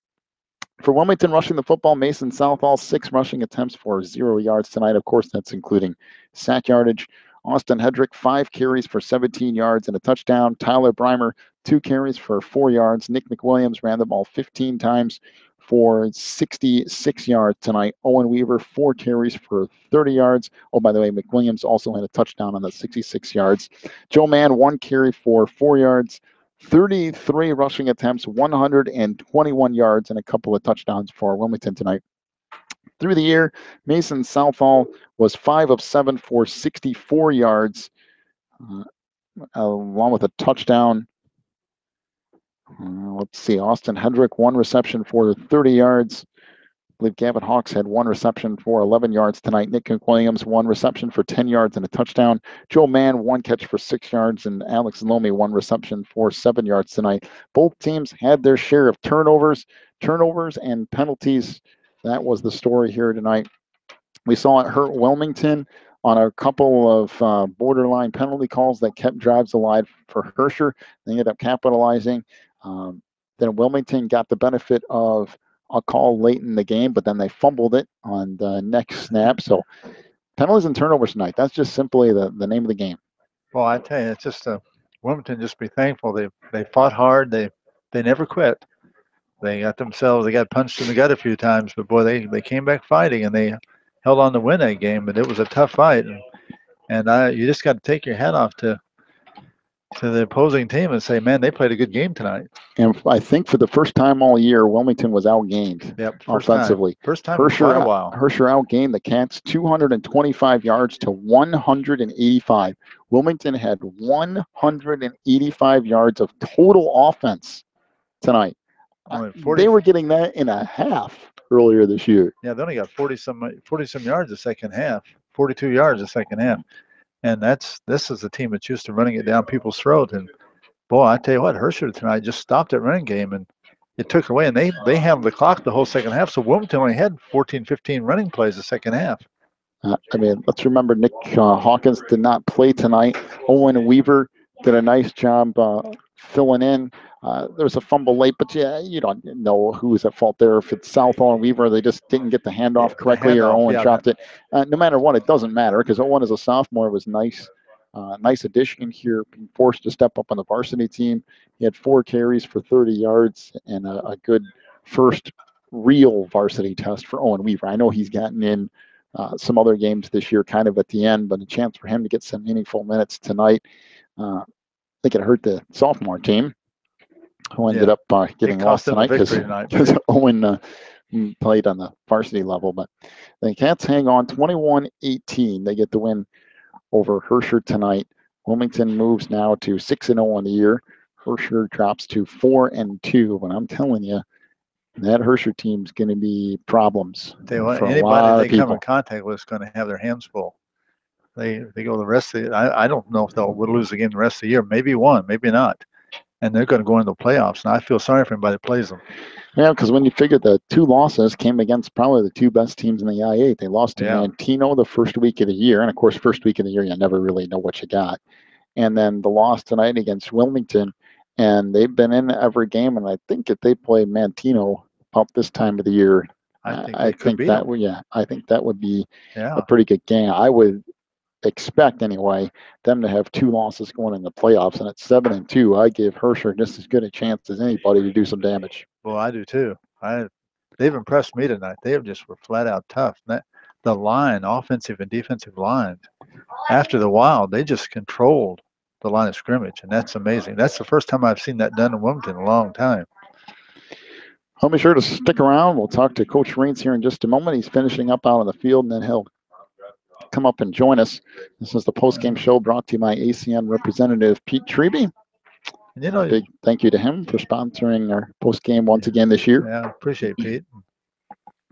You know, I was thinking, it's amazing when you don't have a good night and you got one of your best players, your best running backs missing out of your offensive set, and you run into a team that's steamrolling people. It was good to see Wilmington just tough it out and, you know, dig their cleats in and hang on and pull out a victory. That's not an easy victory. That was a tough fight. Yeah, I mean, again tonight, penalties and turnovers come back to haunt Wilmington, and once more they managed to escape. You know, in spite of some big penalties and some turnovers, but Cats in the end, when they really needed to, the defense made a stand at the 20-yard line and ended up forcing Herscher to pass on 4th and 9, and good job by Joe Mann to pick off the pass, and that was it. And then not only that, but another big offensive series for Wilmington and going to the I formation, and McWilliams ended up picking up a first down to seal the game. I mean, they had trouble the second half moving the football. They really did. Yeah, and I was sitting here thinking, we've been trying this same offense, and we've been running up against a stone wall. I was sitting thinking, why don't we go to this, the I formation, and run it right straight at them, and see what happens. Well, that they did. That's what they went to. Coach Raines getting set to join us here, as makes his way to us here in the press box, and 21-18 win for the Wilmington Wildcats here tonight, joined again by Coach Jeff Raines. And Coach, this is kind of what we expected tonight, a good old slugfest here in the I-8, and you guys jump out to an early lead and manage to hang on and make a big defensive stop at the end and go to 6-0, and more importantly, another conference championship. Yeah, wow, I'm going to take a deep breath after that one, guys. That was a little goofy. Yeah, and I think if you had talked to Coach Wetzel from Herscher, I think we would both say that we thought we like it a little cleaner, and a lot of calls with the referees that I think we both didn't agree with, but I will say they did go both ways, right? And so you can't say nothing there. Obviously, we saw that we were missing the running back tonight, and we were able to get through that. And but the thing that I was disappointed in, but then how they come back, we were taking it there a little bit, third quarter to beginning of fourth quarter. And when it really came time to, hey, we got to make a play, our kids came through and made a play. They kept running that counter. Vince Swift probably with the play of the game to stop the kid to make it 3rd and 9, and that got us to, getting the interception. Right. And, obviously when you're 3rd and 9, you're better off than 3rd and 3. When it's 3rd and 3, they kind of got me, But 3rd and 9, we can run our blitzes and stuff. And we beat a good ball club. On that Herscher team, that offensive line running behind that 280-pound left tackle, and he just kept going there and kept going there. And Austin Burns, he probably ran the ball 9/10 of their plays tonight. Right. And like you said, you get 3-4 yards at a time, and you got a first down, and it just keeps going. Yeah, and the times we did get them, it seemed like we got a penalty. We hiked the ball, and then we hiked the ball over the punter's head. We run into the punter, and we can't do these things. But the positive is to see the kids come back and to play the way they did. And we didn't. Who knows why we weren't on top of our game tonight? And I don't know if it's homecoming. I don't know what it is, but they stepped up when they had to. And we need to build on this. We just beat a playoff team, and I think what the Burns kid has is what very few backs have. He can press the line of scrimmage, and he can see a gap and go, and that's tough. And so your guys really want to be aggressive, and the minute they get too aggressive one way, there he goes. And I thought Zalomi played well. I thought Alex was coming up making a lot of plays, even though they're at 5 yards. You see on film with this kid, those are 10 and 15-yard plays, and we had some breakdowns, with the touchdown where the fullback caught the ball in the flat. We weren't set there, but I'll take it. It's a win. Yeah, and and we got to talking a little bit as the game wore on a little bit, and it seemed like the offense was struggling here and there, and some of the run plays. But I think it was the second series to the end or whatever when Barry went to the screen pass and then just missed Zlomi on the deep pass on the far sideline, and it was right there and felt like okay, that now we're kind of back to where we need to be, and then of course going to I. Yeah. And McWilliams picking up the first down at the end to seal the victory. That was huge offensively. I give Barry a lot of credit. And we're going to have to look at the film, too. Herscher has a read on us because, the second half there, they were getting there before we were. Mm-hmm. And so, that's something we'll have to learn from. But that's the difference with this year's team, I think, is I'll be honest, it's Mr. Southall at quarterback gives us an extra weapon. His play, when he's rolling right, throwing it to McWilliams in the end zone with the play broken down, that's what, I wish I could say, boy, I coached him up. I didn't. The kid made a great play.